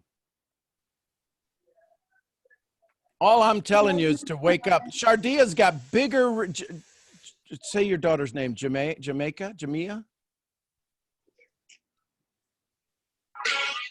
It's Jamia. Jamia. Listen, there's not a single comp plan that's more important than Jamia. There ain't a single rank more important than Gigi's smile. Oh, by the way, Shardia, how did it go on the sending out the 5 messages? Yeah, I was still resisting at first, but I did it. And so now that you did it, do you realize you just saved Jamia? Because you could do it. Had you ever sent out 5 messages before? No. See, that pisses me off that I have to be the one to teach you how to send out 5 messages. And you did it, and you didn't burst in flames, and your hair didn't turn straight and gray and white like mine. No. Why did you have to come to my call? Listen, everybody, listen. You need to check where your source is. Why did you have to come to my call to be taught how to send out 5 messages? Because I care more about Jamia than they do. Snap. But Sean, in relation to what Gigi was saying, maybe for me, these people have been in it longer, so maybe, and maybe they know more. I guess when we don't really know, the confidence is not really. Hang on. Attraction to distraction. Do they know Jamia better than you do? No. Then stop your conversation right there, because the only reason you're doing this isn't to learn from them or take on their wisdom. It's to support your daughter. What if your company went away? Are you going to tell your kids, listen, I'm sticking a stamp on you and sending you back? No. No, of course you wouldn't. You'd find a new solution. Don't be stuck in their pattern. Be free in your joy. Sean, can I say something? Please, Ann. Good morning, Ann. Good morning, Sean. Good morning, Gigi and Shardia, was it? Yes. Yeah. And everyone on this call. I actually, can so relate to what you're going through. Like, I've been in the company for about 2-3 months, and all the messages that I get is, if you don't do this by end of this month, you've been playing, you haven't done this, you haven't done that. And at the start, I was feeling so low. Like, I was like, maybe I'm just not cut out for business. And then I realized, I joined for me. I didn't join for them. Yep. And then this weekend, I was slowly starting to stop replying to the messages on the group chat and stuff like that. And I was thinking, why am I doing that? I'm part of this group. I do want to be part of this group. And then one of the leaders just started going on a rant about calling everyone clowns. And then I was like, wow. So then I was like, I'm going to say something about mental health. I'm going to, I don't think everyone is available to get on all calls at all times, And then I was just about to say it, but then I was like, this is a group chat full of men. They probably won't understand my view, so I won't, right? And then one of the girls actually went ahead and said it. So I kind of replied to her message, agreeing with what she had said. And I realized that everyone just skipped past the message. They just went, anyways, so did you look at this chart the other day? Did you look at this? And I was like, I wonder why females are not coming on this chat. I wonder why, we keep talking about results and we're not talking about anyone else. And I wonder why we keep saying people over profits as a slogan and not actually, putting people over profits. They're like, oh, this is the month where we want to teach people about Forex. Okay. that's fine. I want to teach people about Forex, but I want to do it in a way we can actually talk about that person. I want to know that person's birthday. I want to know that person's life story. I want to be able to, their goals is my goal, right? But I don't get that. And then I had that dilemma of like Sean's calls versus their calls. And I'm actually telling you guys, I chose Sean's. Like, I don't even go on their calls. And like, sometimes I get messages like, oh, you're not popping up on the calls. And I'm like, yeah, I just have a few other calls that I need to get onto. And then they start talking about my results. Like, you know, I'm not getting the result that I should be. And I'm like, you know what? I'm happy because I'm building myself and I'm building people. I'm not building just for money. That's not my end goal, you know? Yeah. So I totally get where you girls are coming from. Trust me, like it is a long process of being like them versus Sean versus you. Like it's just all a big kind of chaotic mess. But I think that's the kind of frontier. That's where you're going to have to like make the decision. And I chose Sean, and I hope you guys choose Sean over and yourselves, obviously. But yeah, that's my like 2-piece and my rant. Brilliant. I'm right there with you, sister. You know what? As a business for a little over a year, and my mentors have kicked me out of chats. They're not your mentors. Oh, right. Okay. My quote unquote the mentor. Yeah, you're right. The intentional words, right? So no, I know, but see, you're programmed. Yes. I'm gonna be, and we give them. Here's the thing. Listen, we give them the power. I think 2,500 years, 2,000 plus years ago, somebody came along and said, "There shall be no false gods." And if you're made in His likeness and image, you're the God. You're the goddess. Why are you laying yourself at somebody else's feet? Don't give unless they are letting you walk away with wisdom. But if they're kicking you out of a chat, I got words for them, and it ain't mentor.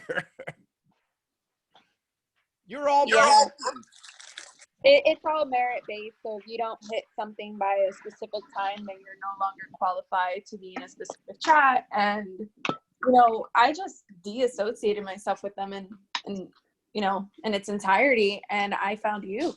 And I've been working on my business on my own.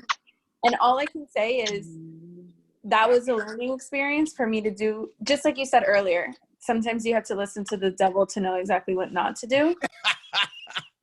Yep. And I just know I want to be nothing like that. And I lost my team. You know, I built a very strong team for myself, and I lost them all because I started becoming that quote unquote upline that I had, and I felt I had to do it that way because she has all the success. She makes over $1 million a year. And I've known her for so long. I saw how well it did for her, so I felt like that was the model I needed to follow. And now I'm alone. I'm a team of one again after a whole year of me building. And I said, absolutely no more. And now I know what not to do and who not to be. So when you said you're frustrated because it's not in your heart, that really resonated with me. I wasn't connecting and I wasn't doing well with my business despite on all of my capabilities because it wasn't in my heart to do it the way they were doing it. It did not align with me and who I am as a person in my core. And that's an injustice. That's called slavery. In every essence of it, to do something that you can't even bring yourself to do. That's called prison. It's why I called the first year of this call, get out of your effing way, fearful, frightful, or the F maybe we think it is. And now it's the daily awakening because there were people who wouldn't get on my call. You know what? Shame on me because they still don't get on my call. So they're the ones missing out because we need to meet people where they need to be met. Listen, nobody has to be like me, but what I can do is I can show up what you just said, Michelle, where they're at better than anyone else. better than any of my friends. I can show up. A buddy of mine called me yesterday, a 7-figure, 8-figure income earner, dear friend, like a brother to me. He said, dude, he said, we're going to need people like you in the coming months. He said, there is an insanity that's starting to flow out there. He goes, and I can't do it.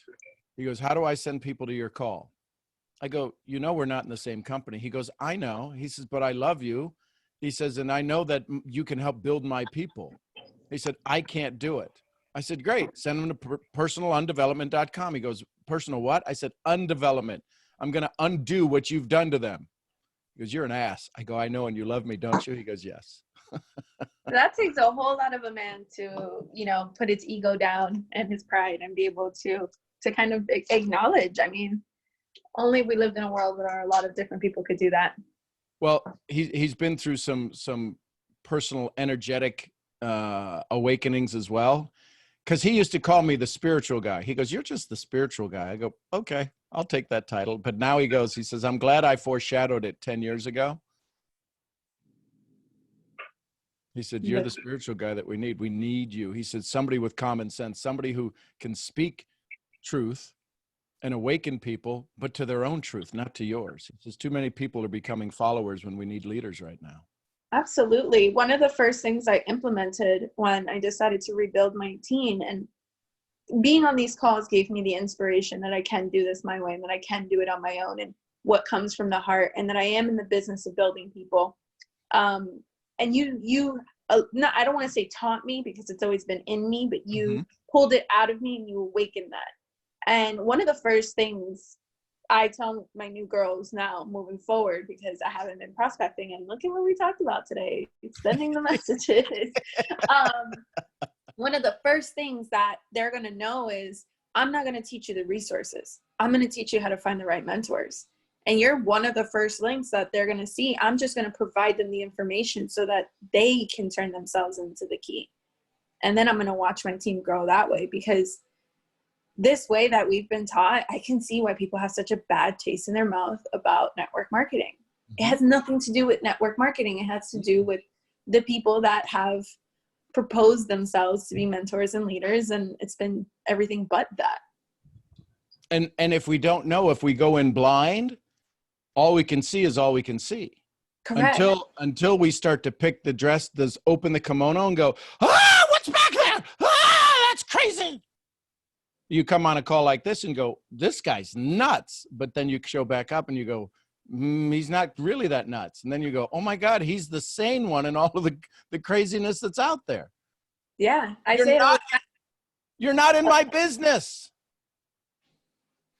Do you know how do you know how hard it is for me to sit here and not absolutely recruit every single one of you into freedom and joy? It's tough, but I've gotten over that. So what I want to recruit you in is to your own freedom, is into your own joy. Make a good decision. It's not that your desire sucks, it's that your plan sucks. And once you decide to change the way you go at things, the things that show up differently. So I applaud every one of you. Listen, I could be wrong. 22 years in the business, I'm still learning. I might absolutely be totally wrong. But Sean, I have learned that the people, I say this as a joke, but please no one take this insensitively. Yes. The people sitting in the cuckoo house are probably the ones that have it all figured out. Cuckoo. I think they're the ones onto something, and us, the sane ones, probably are the ones that are the ones that are a little cuckoo for being able to just be molded so easily and blindly. I mean, preach it, girl. And here's the thing. It's now, this is wildly stereotypical, and you know this isn't me. But because you're, quote, the weaker sex, and because you have been designed by society to say, well, I'm going to learn and to be of service, I need every one of you to rip off that mask and stand in your Wonder Woman or Superwoman or Power Woman or Amazon Woman, or you and your gold bracelets and your golden lariat and your invisible plane or whatever it is. We need you to guide this world. I need you to guide this world, because the guys that are doing it are absolutely bat poop crazy. And we need some Couldn't sanity. agree with you more, Sean. So I'm just trying to do whatever I can to let you stand on my shoulders. I'm a big old farm boy. I was at Costco yesterday, and there's two fields next to Costco that they're still farming. And I saw a big John Deere dually tractor, articulated in the middle tractor, pulling a 20-foot disc at full tilt, full angles. And I took a picture of it, took a video of it, and I sent a thing to Rhonda. I go, "You want to see something sexy?" And she goes, "Oh God." And I sent her a picture of this farmer in his tractor discing. I go, "That is the sexiest thing I've seen in years." Because I grew up on a farm. She goes, "That's what does it for you?" I go, "Oh, you have no idea." I just sat there in my truck and I could smell the dirt when it was getting tilled. And that's what I grew up with. Now I grew up with a tricycle tractor and going over plowed fields and not in an air conditioned cab. But I got to tell you, it brought back memories. And I showed it to Mason and he goes, "Oh God, now I'm going to hear farm stories for another month." I go, "You damn Skippy." So Jennifer Diaz, let's go to Jennifer Diaz. Unless, Ann, was that your conversation that you shared? Because your hand was up. I don't want to skip you. No, I still wanted to say something, but I will wait if. No, go ahead, Ann. Go ahead. Oh, basically, I just wanted to say that, so recently I've been putting off a task, and that is reading through my journal and my notes that I've made. And I realized today it's because I've kind of attached certain things that don't let me be in joy with doing that. So as I read the journal, I normally take out my highlighters and I highlight the page, because that's how we are taught in schools to make notes, etc.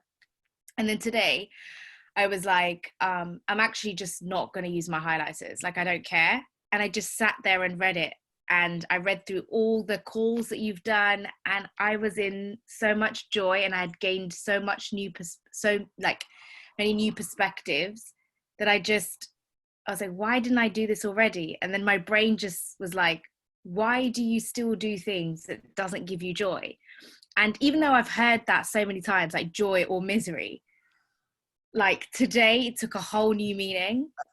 It was like my brain begging me to say, like, to stop doing things that doesn't give me joy. And I just don't realize that it doesn't give me joy. I feel like sometimes I've ingrained in my brain, go do this, you have to do this, you have to do this in order to get this. And today was like my sort of awakening to like just relax and do what makes me happy. So I got the task done, but I'm still in joy. So thank you for that, Sean. You're welcome. And so thank you for yourself. Thank yourself for doing that. So I would ask you, Ann, to go back with something that has been programmed also as a teacher, right? And as a student and as a teacher and as a learner and a sharer, in not using the highlighter, as simple as that is, that's a change the way you look at things, and the things you look at change. I'd ask you to go back and see what it was just prior to that switch coming on. See if you can move back in time. Yeah. To the feeling just before you said, "I'm not going to use the highlighter." What was it that was awakening? Who spoke that into you? Your brain, your heart, your future self, your old self that's been struggling to awaken? Something told you, don't use a highlighter, because you've always used it. What decision was made to interject change? Because that when you go back and find that's the secret sauce for everything that's about to go forward. I would say my heart. Then I would go back and I would literally listen to it, and I would see how it said it. Did it say it with the voice of a mouse? Maybe we shouldn't use highlighter. Or was it screaming it, and the noise that's going on in your brain, it had to scream it so loud, "Don't use highlighters!" And you heard this faint whisper in the distance. You know what? I'm not going to use highlighters. I don't know where I got that from. But in the metaphor of finding it, you'll find out how to allow that to be heard more often. Yeah. I mean, I guess it's sort of like was quite like, I think, because I remember it was quite not sassy. It was quite. No, it was sassy. I can hear you, and your voice is sassy, and you're like, don't use the damn highlighters. Just do it. Just be joyful. All right. You don't have to yell.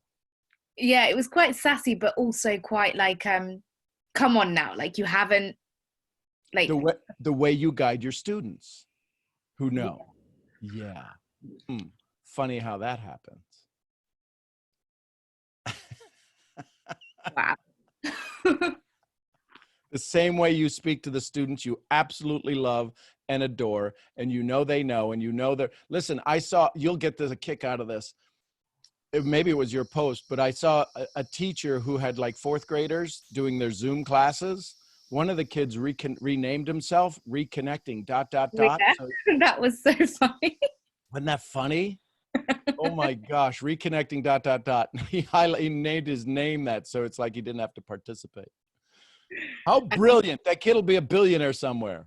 I know. I mean, I literally commend that. Like, I can see my kids doing that. Because before I used to think that a good student was one that complied with what I said. But now I look at students, the one that think not to comply or do it in a different way is a better student. So that's, yeah. Yep. Thank you, Anne. Thank you, Sean. You bet. And Diane, yes, listen, I highlight, I underline, listen, here's just some of the pens I use that are all different colors when I take notes. Because there's just things that I love to be able to flip back through and see. Here's the thing. If you do the same thing all the time, don't be surprised with the same results. Every now and then you got to switch things up to show you're in control. Hey, let's go to Jennifer. Good morning, Jennifer. No, now you can hear me. Yes, I can. Good morning. Hope everyone's doing well. I know a lot of us have been talking to you and like bringing up the prospecting aspect, but every single time I get on your call, I'm like, this is a sign. I'm so glad I got on. So yesterday was actually, I don't want to say a tough day for me, but it was one of those days where I had to be like extremely aware, and I had to keep reminding myself, like, choose joy, because I don't want to say half of my team, but like, you know, a good portion decided that they no longer want to be part of my business, and that's okay. And I'm not upset with them about it.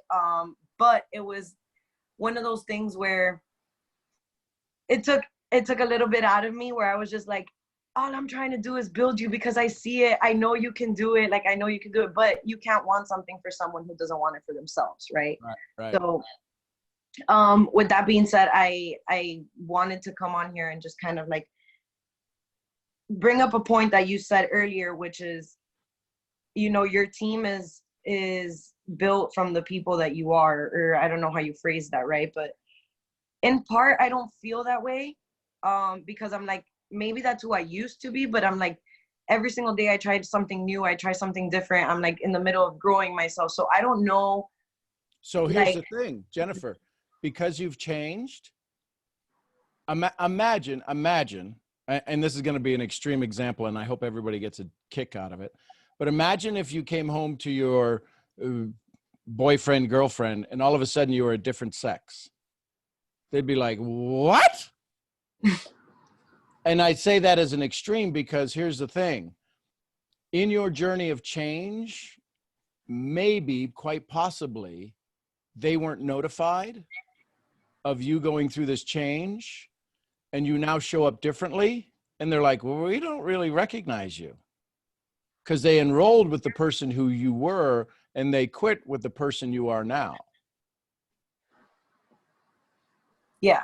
So what happens is so because possibly, maybe you've changed, right?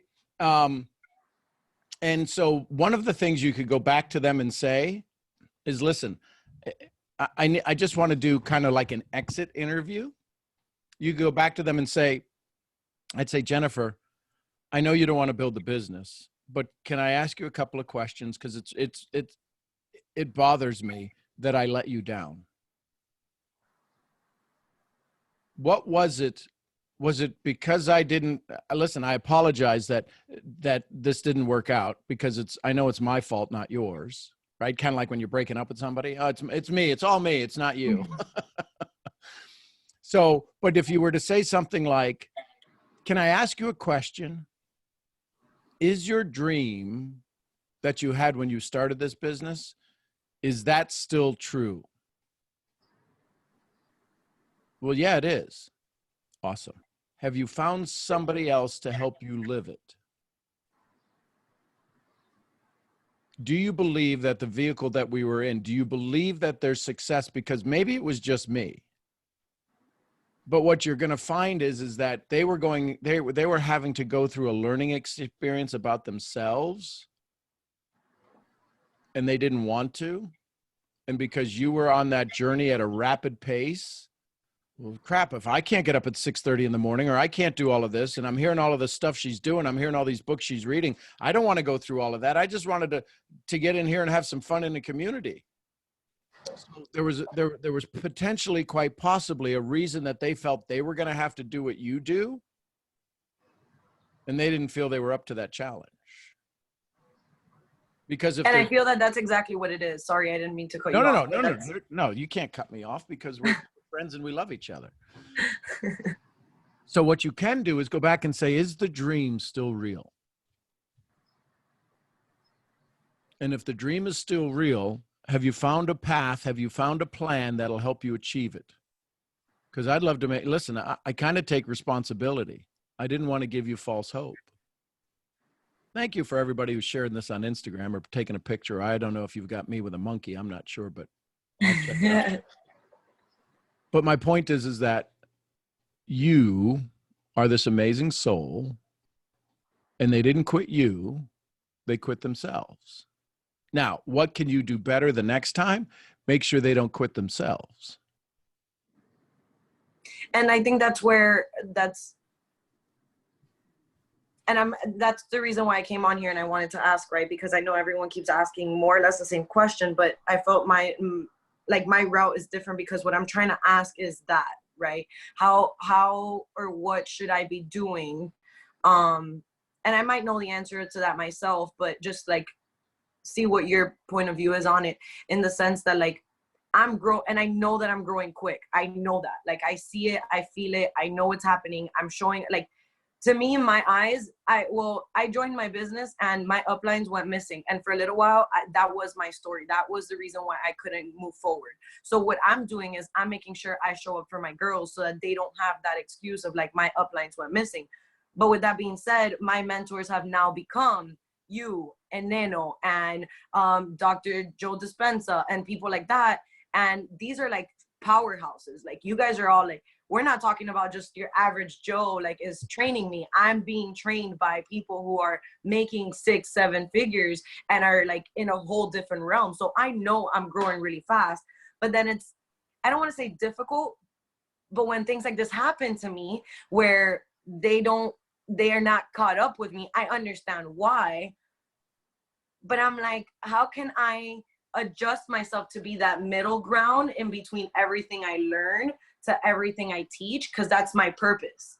My purpose is to grow people in that matter. It is, but it's to grow them listen, if I have a sequoia, right, the big redwood tree, and I have a bamboo, the sequoia tree looks like it's going to outpace the bamboo tree the first 5 years. And I'm going to see something pop out of the ground, and I'm going to see this, and I'm going to go, I'm putting all my money on the sequoia to grow the fastest. Well, how old is a sequoia tree? Thousands of years old, 200, 300, 400 feet tall. A bamboo tree doesn't show up for 5 years, but then it can grow a foot a day. And if the time frame is in a year, the sequoia wins, but it's still tiny. If the time frame is over a lifetime, the sequoia will always win. So even as you go, even as you move forward, the question is not how fast are you growing, it's how fast can they take one step towards it. You watched what happened with Shardia. She did 5 messages today that she's never done before. That put her so far out of her comfort zone that I'm going to ask her to do 5 more before the call ends in 4 minutes. Shardia, go do 5 more. Oh my gosh, are you kidding me? Let me see. Let me go get Jamia and head over to the Big Ben Tower. Right? But see, when we get it back to that, she's like, 5 more? Pff, that's nothing. When I find you in Texas, I'm going to kick you in the shin, then I'll hug you because I love you. So let them grow at their pace.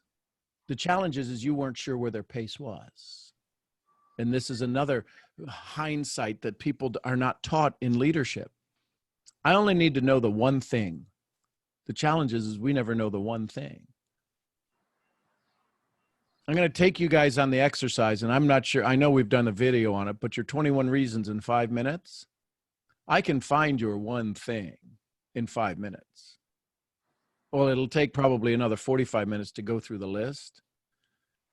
But when you find the one thing, and then I'm going to do another training on how to find your secret sauce, answering the 6 questions.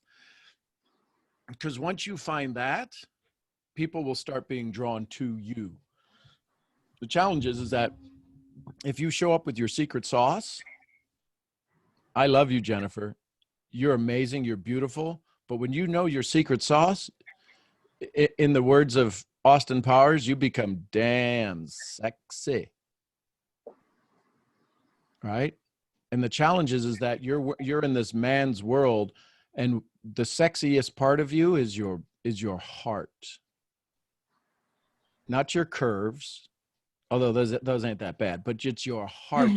When you ladies can start living from your heart, you become intoxicating.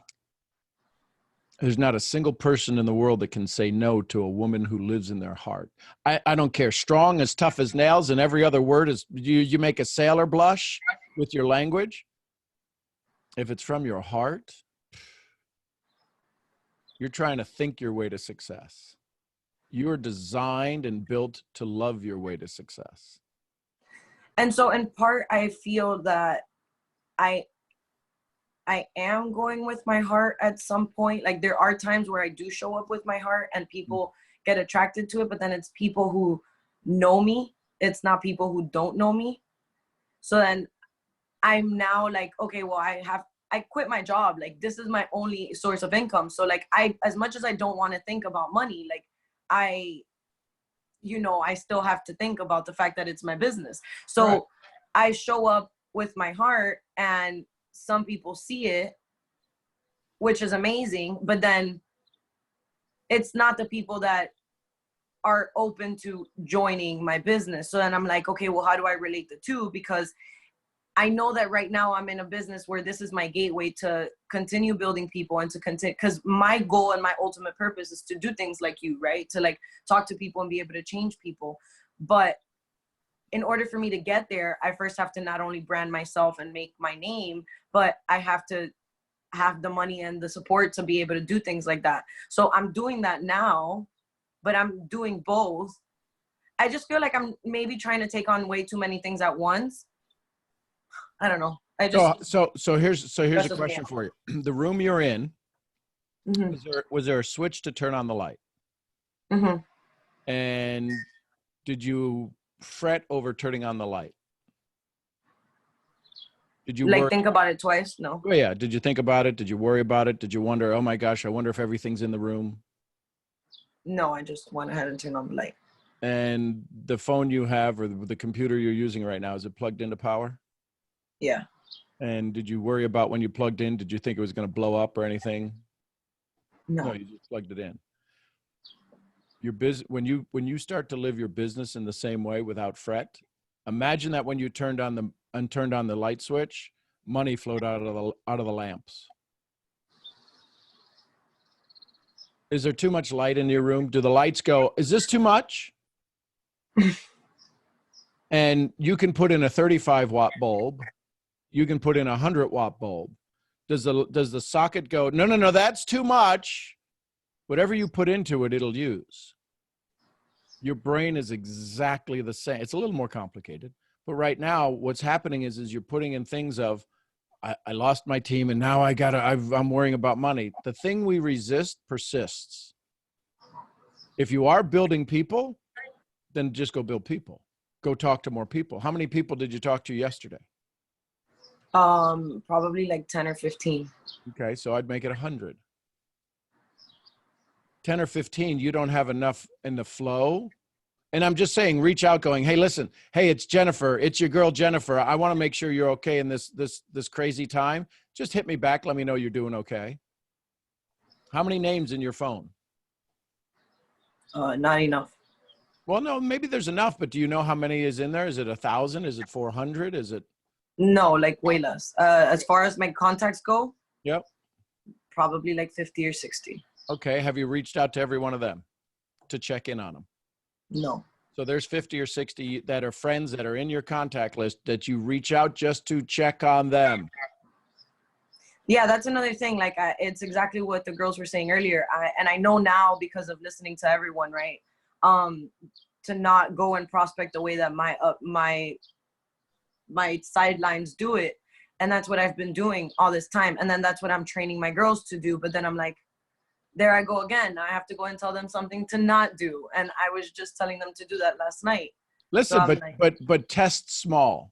Do it for you first. Don't go to anybody with a result that doesn't work. So test small. Do it yourself first. Reach out to the 60 in your phone. Now guess what you can say? I reached out to the 60 in my phone and one person responded back. 10 people responded back. Nobody responded back. How many people follow you on Instagram? 1,100 and something. Have you reached out to all of them? No. So you're sitting here, I love you, and you're telling me you have 1,060 contacts you haven't reached out to. Yeah. In part, I won't lie though. In part, some of those people are already doing my business, so I'm like reaching out to them. Practice. Reach out and check in on them. I'm not asking you to do the business. I'm asking you to check in on them. I'm asking you to check in on them. Are they doing okay in this time? I don't care if they're in your business or not in your business. I reach out to people who I know are happy in their business and I still check on them. So just check on people because that's what my end goal is, to build people. So just go on thinking that way. That's what you said. Yeah, no, but I'm just trying to confirm that that's where we're at. But so right now, because if you're reaching out to people to get them to sign up so you can get money, what do you think your response is going to be there? See, my mentor taught me this. I can become rich if I do something that takes people from money. I can become wealthy if I teach people how to make their own money. So I would just learn how to teach people how to create their own joy. That's what this call is. This is about you creating your own joy. There's a handful of you that are in my business. The other bucketfuls of you are not. And I sit here and I share with you how to create your own joy. So reach out to the 1,060. Do what Shardia is doing, putting herself in such an uncomfortable position. But when I say, well, it's either you get uncomfortable or I take Jamia, she's like, you ain't touching Jamia, I'll kick your ass. And she's like, I don't swear, but I will cut you and you will not even know it. But we have to pick something bigger than us. I love your cat. Your cat is just like the perfect upline. Yeah, I hear you, whatever. I'm not really interested until you pet me. Until you tell me I'm all good and I can put my tail in your face and go, yes, okay, enough. So go have fun. Let me see you smile. Yeah. No, yeah, that's the smile I'm looking for. I've just been so thinking about it since yesterday, and it makes me But put it in your heart. Listen, the heart, your heart is the master. It's the brain puts you into this thinking mode of just absolutely beating the crap out of yourself. So the heart has to sit there and go, when you're ready, I'll help. But the brain comes out, oh man, we can go and we can go and we can go. The brain doesn't exist without the heart. Your body starts with a heart and not a brain. Sean, Yes. I just had an idea for Jennifer. Okay. I think she should take a picture of the cat and make another Instagram account about the cat and then follow other cats and then message them and say, hey, I love your cat. How are you? How are you doing at this time? I don't know if your cat has a business, but mine does. But here's the thing. Fall back in love with you first, Jennifer. You're beating yourself up for all of the things that you had no control over. You're an amazing soul. You're stressed. I can tell because you got your hand in front of your mouth and you're trying to hide your words that are coming out. But listen, I'm only telling you that because who you are speaks so loud. I love you. That's why do you think you put on the shirt, I am happy? You're brilliant. You're brilliant. You deserve to be free.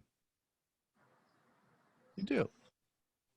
And your questions today allowed you to have that. The reason that you're tearing up is because your brain's going, I'm losing this. I'm losing this battle. And I'm going to distract her one more time with tears going, I don't know why I'm crying. Because you're having freedom. That's why you're crying.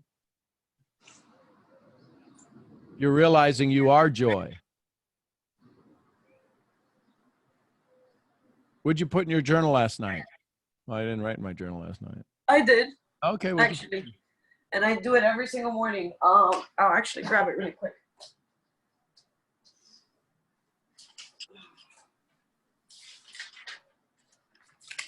I love how the cat just shows right up there. Yesterday, I actually I asked God to give me energy. And did he deliver? The answer is yes. The question is did you receive? No, I believe he did, and I did this. Like, I wake up at 4:30 every morning, and all morning I was like very I work out early, I meditate, I listen to like all my stuff. I haven't meditated today, but I listened to my affirmations, I did gratitude, and I worked out. And I will tell you, like, during my workout, there was many times where my body was like, you know, this is enough, it's too difficult. And I was able to push through because I said mind over matter, mind over matter, mind over matter. And I pushed myself through, and I said, I'm not in pain. I showered with really cold water. Like, first thing I do is like a 15, 20-second shower of cold water. And I tell myself it's not cold. It's only as cold as you let your mind tell you it is. So like, I know I've been doing all the right things, but then I go and start prospecting and I don't get the results that I want because I'm using what other people tell me to do to prospect. And then I beat myself up as to why I am not getting the results I want. So when you prospect, who is prospecting? Them. What's that? Them, the people that I'm watching, the other Right. people in my business. It's not me. And you can't be them, right? So Jennifer, where's your heritage from? I'm Cuban. So right there, you just told me 1,001 things about you. Cubans are not weak. Cubans are all love. You're either in or you're out, baby. It's like the Italians. It's like every culture. So you're trying to be this tepid, lukewarm Cuban, and it's crushing you. Hey, girl, what you doing? It's your girl, Jennifer Diaz here. How can I be of service to you? That's who you are. You're not this. Yes, I'd like to find out if you what do you know about trading? And have you found out about the Forex currency and blah, blah? You're in Forex, I'm guessing, right? No, and Monet. Oh, Monet. So you understand about skincare and health and wellness, right? Girl, what are you doing to deal with the crazy loonies that are out there right now? I found a community of people. I'm getting healthier. I don't know what you're doing right now, but you know what? I got a couple of side gigs that are coming in. I got a little side gig income coming in. You want to find out about it? I love that. That's so much more me. Jennifer, I know it is. You did that yesterday on Neno's call. You were already you yesterday. You spoke with so much energy, so much conviction, so much self-assurance. You just went on Neno's call and like he was just going back and forth with you. Neno doesn't often go back and forth. He normally thinks. If you pay attention to how he runs his calls, he allows people to speak. But yesterday, you two were holding dialogues because he was really provoked by the thoughts that you were bringing up into the conversation. You were asking God for strength. You already had the strength. Because as far as I remember, I was on that call and you were going at it talking about those masterminds. And you were able to understand something, the message that he even said no one else was able to pick up on.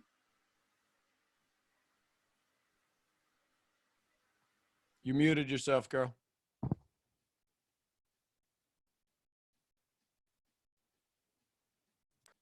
There you go. There. And I appreciate you saying that because it's what I'm saying, you know, like I know I'm doing better. I know I'm growing. I know I'm doing all these things right. But then I go to prospect and it doesn't happen. But it's because I'm doing what everyone else is telling me to do. I'm not doing how Sean said, like show up as me and give them who I am. And that's because back to the same thing. It's not that I don't love myself. It's just that I don't love myself. How about that? I'm not even going to try to figure out a different way about it. So when's a good time to start? Now. Yeah. And if you did it now, how would you know it? Because I'm just going to be me 100%. And whoever likes me, great. And whoever doesn't, then. Well, it's not that they don't like you. It's just you're not their cup of tea. It's not that they don't like you. They just don't know how to drink hot Jennifer Diaz Cuban lattes. That's okay. So if you started to be you, what would happen if you're not you? How would you feel if you weren't you? The same way I feel when I'm trying to prospect and people are turning me down because I'm like, dude, like, let me just tell you how I can help. And they're just like, not interested. Yeah, because nobody wants to be told how they can help by a gorgeous Cuban woman. You're going to tell some guy that you could help him? Are you kidding? That's like trying to make a rock turn into a piece of gold. Guys are stupid. And you're prospecting to their smarts, and they can't see smarts when they look at you. They can't hear smarts when they hear you. They hear confidence. They hear strength. They hear wisdom. They see beauty. So I would encourage you, all of you on your social media, to start putting out some messages of leadership and mentorship.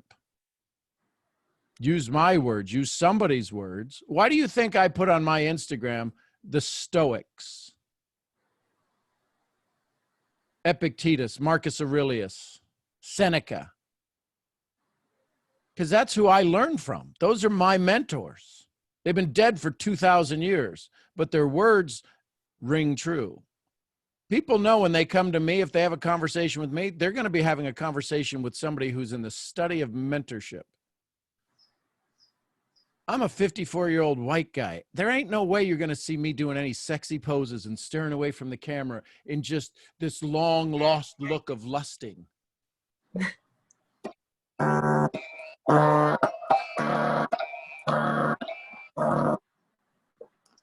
Sorry about that. That was my vibe check alarm from Neno.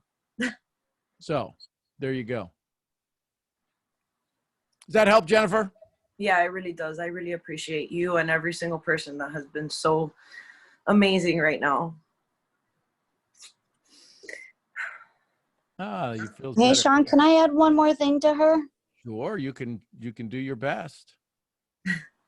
We just had she does mindsets on Mondays and on her Instagram live, and we just had one and it was just amazing. We got to talk back and forth about our relationships with our parents and our grandparents and where we come from. But here's what you didn't notice, that my all my people that I have on my Instagram were open to you at that moment.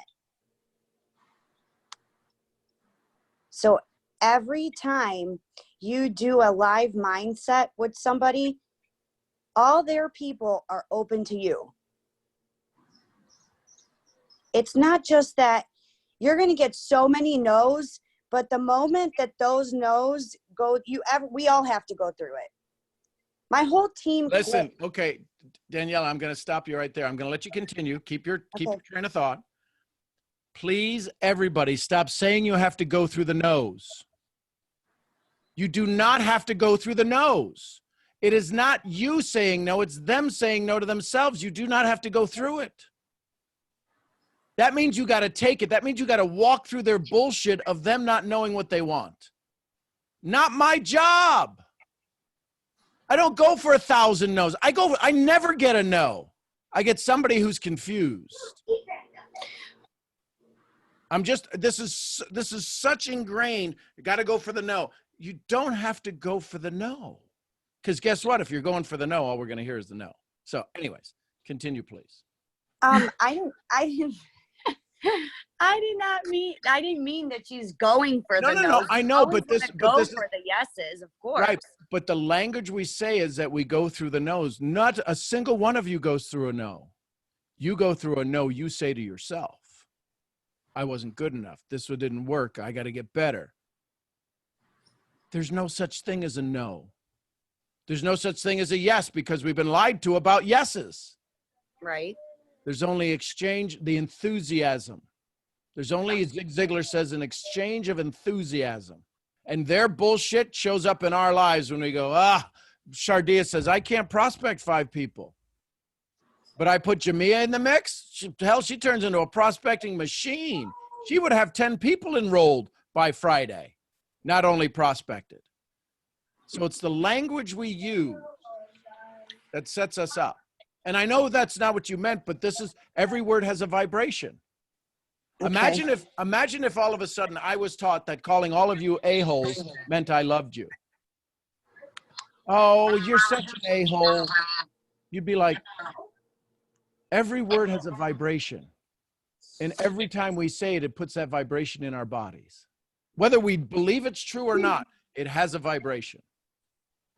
So I love that you're saying everybody is follows her and shows up from your Instagram on her Mindset Mondays. Right. So I just didn't want her to get discouraged from the fact of not being, let me carefully word this.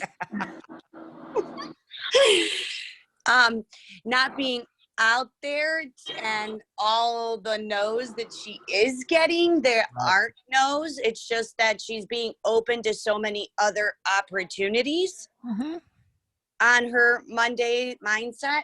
So I just wanted to encourage her to keep doing that because she is putting herself out there and she is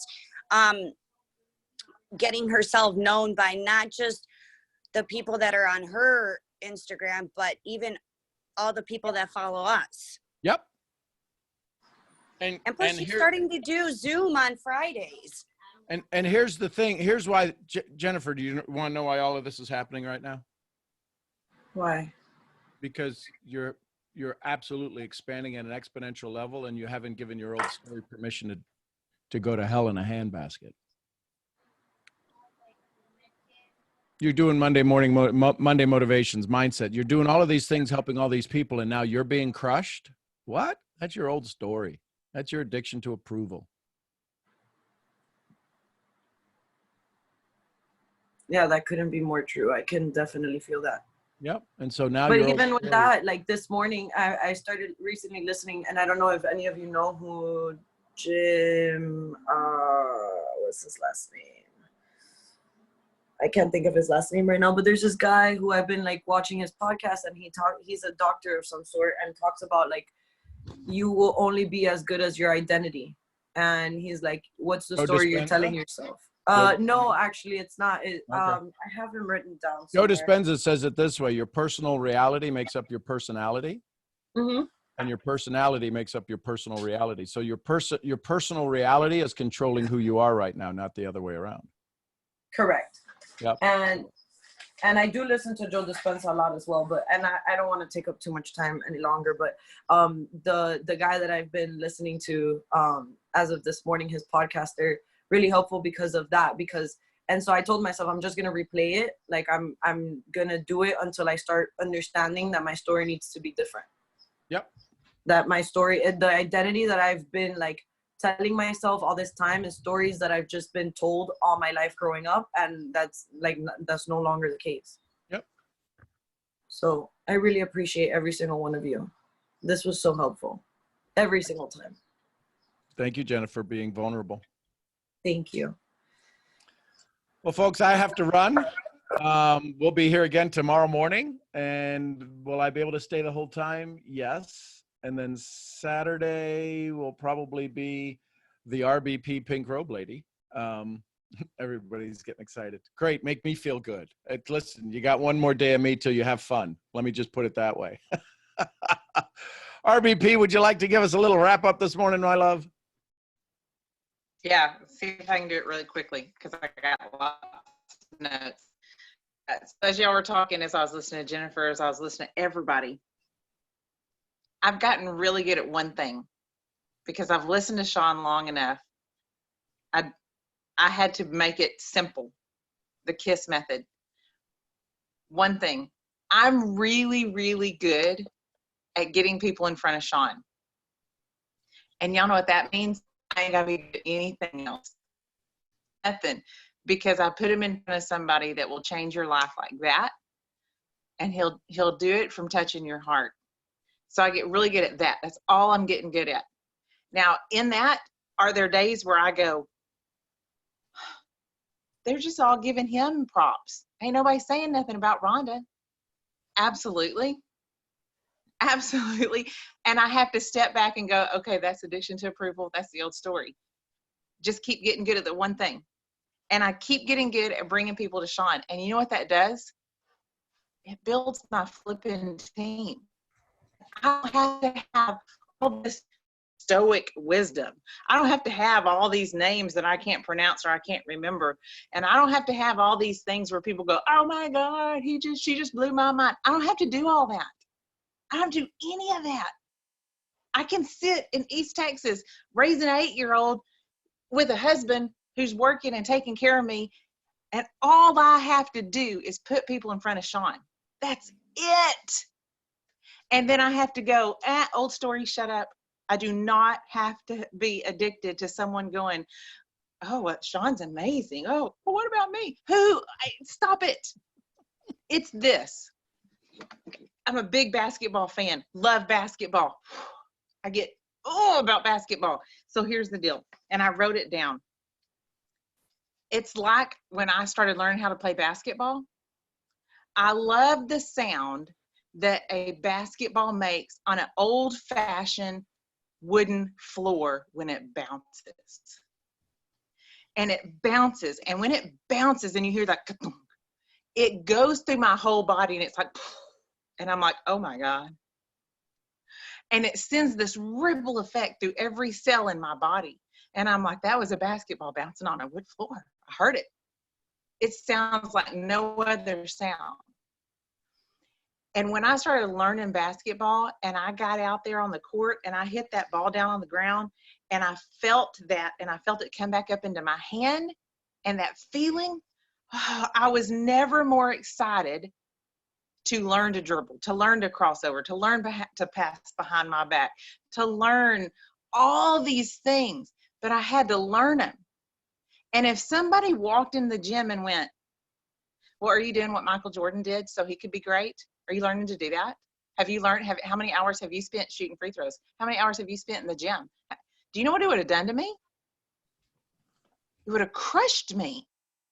And I would have just laid the basketball down and went, okay, I need to write down everything that Michael Jordan did. And then I need to start scheduling my day around what he did and how he practiced. And oh my gosh, I didn't shoot that many basketballs. Oh my heaven. Woo, I didn't wear those shoes. Oh my God, I don't have those socks. And I would be lost in doing it like Michael Jordan did it. But when I remove all that and I quit listening to what everybody tells me on how he got great, and I go back to what it feels like to bounce the basketball on that wood floor and it comes back up in my hand, and the feeling of, you don't get to touch this ball. That ball belongs to me. I don't even know why you're on the court. This is my game. This is my ball. This is my court. And I go back to what it feels like for me to practice and for me to get good. That's when my heart comes back in the game. That's when my heart starts beating again. And that's when I start going, no, I might not have shot 111 free throws today, but I learned how to do a crossover that will have you laying on your butt because you took the fake and I left you in the dust. I just got good at one thing. So we have these great conversations, and I have all these great notes, and I have my journal out, and I have this out, and I have colored pens going. I have all this stuff in my brain going blind. You can probably feel it and see it because I don't usually talk this animated often on this call. But this is what I'm like when someone hits the passion that's unbelievable.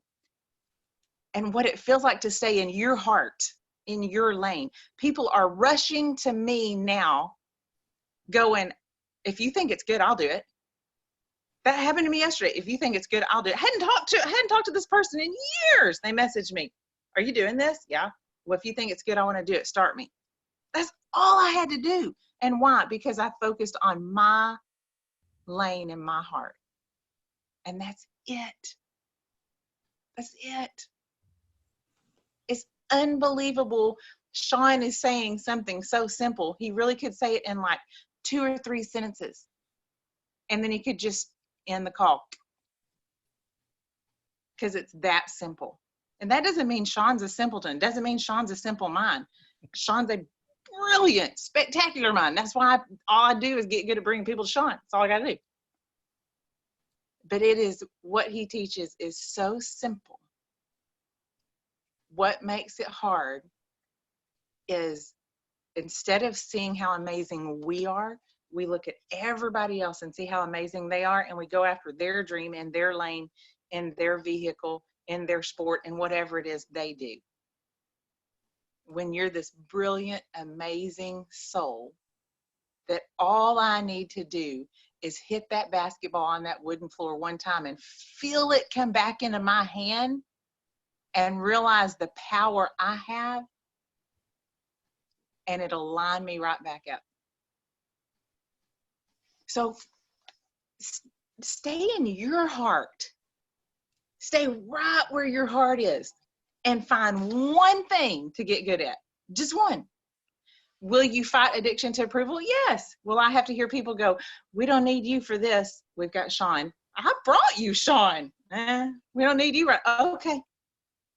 Can I bow out gracefully and go, you know what? That's all they need. Let me go find one more person to put in front of Sean. Because every time I put someone in front of Sean, this is what I do. Every time I put someone in front of Sean, my team grows. Can I fight the addiction to approval, needing to be able to do everything Sean does, so I can just be good at one thing? Find your one thing. Stay right there until it's so good that it's like breathing. You don't have to think about it. And then find the next thing. Quit worrying about what the people that appear to be better than you are telling you to do. And I chose those words very wisely. And just be you. Unfold, develop, find the heart center. And when people call you crazy and they tell you you're nuts and you're slightly insane, thank them for the compliments. And tell them, thank you for seeing that in me. It's the best day, best compliment I've ever had. There you go. I love y'all. I'm over here like about to jump out of my skin or out of this chair or something. I barely can control myself. So thanks, Sean. I love y'all. Thank you, Rhonda. You two people are just amazing and mind-blowing. And I want to thank you for making me rewire my brain and thinking differently. So yeah, you two folks are the Jesus and freaking Mary of 21st century. So thank you. Well, we got that going for us. So that means I'm getting crucified and she's going to heaven full body. So okay. We won't tell your spouses. So there you go, folks. Another amazing conversation. Thank you all for being here. Thank you for your patience. Thank you for your joy. We get to do it again tomorrow.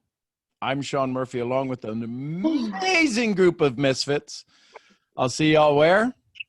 Next event. Next event. Have an amazing Y'all day. send some love to each other. Thank you guys. I love you. I learned and everything resonated. Thank you, everybody. I love you all. Beautiful Thank Thursday. you, Everyone who shared today too. Love you all. I love See you you guys guys. I tomorrow. love you You're all amazing. guys. I am Bye. happy and grateful. You're Love gonna have a y'all. beautiful day, just like me. You're so cute, Catherine. Love you all. Have a great day. Love y'all. Love y'all.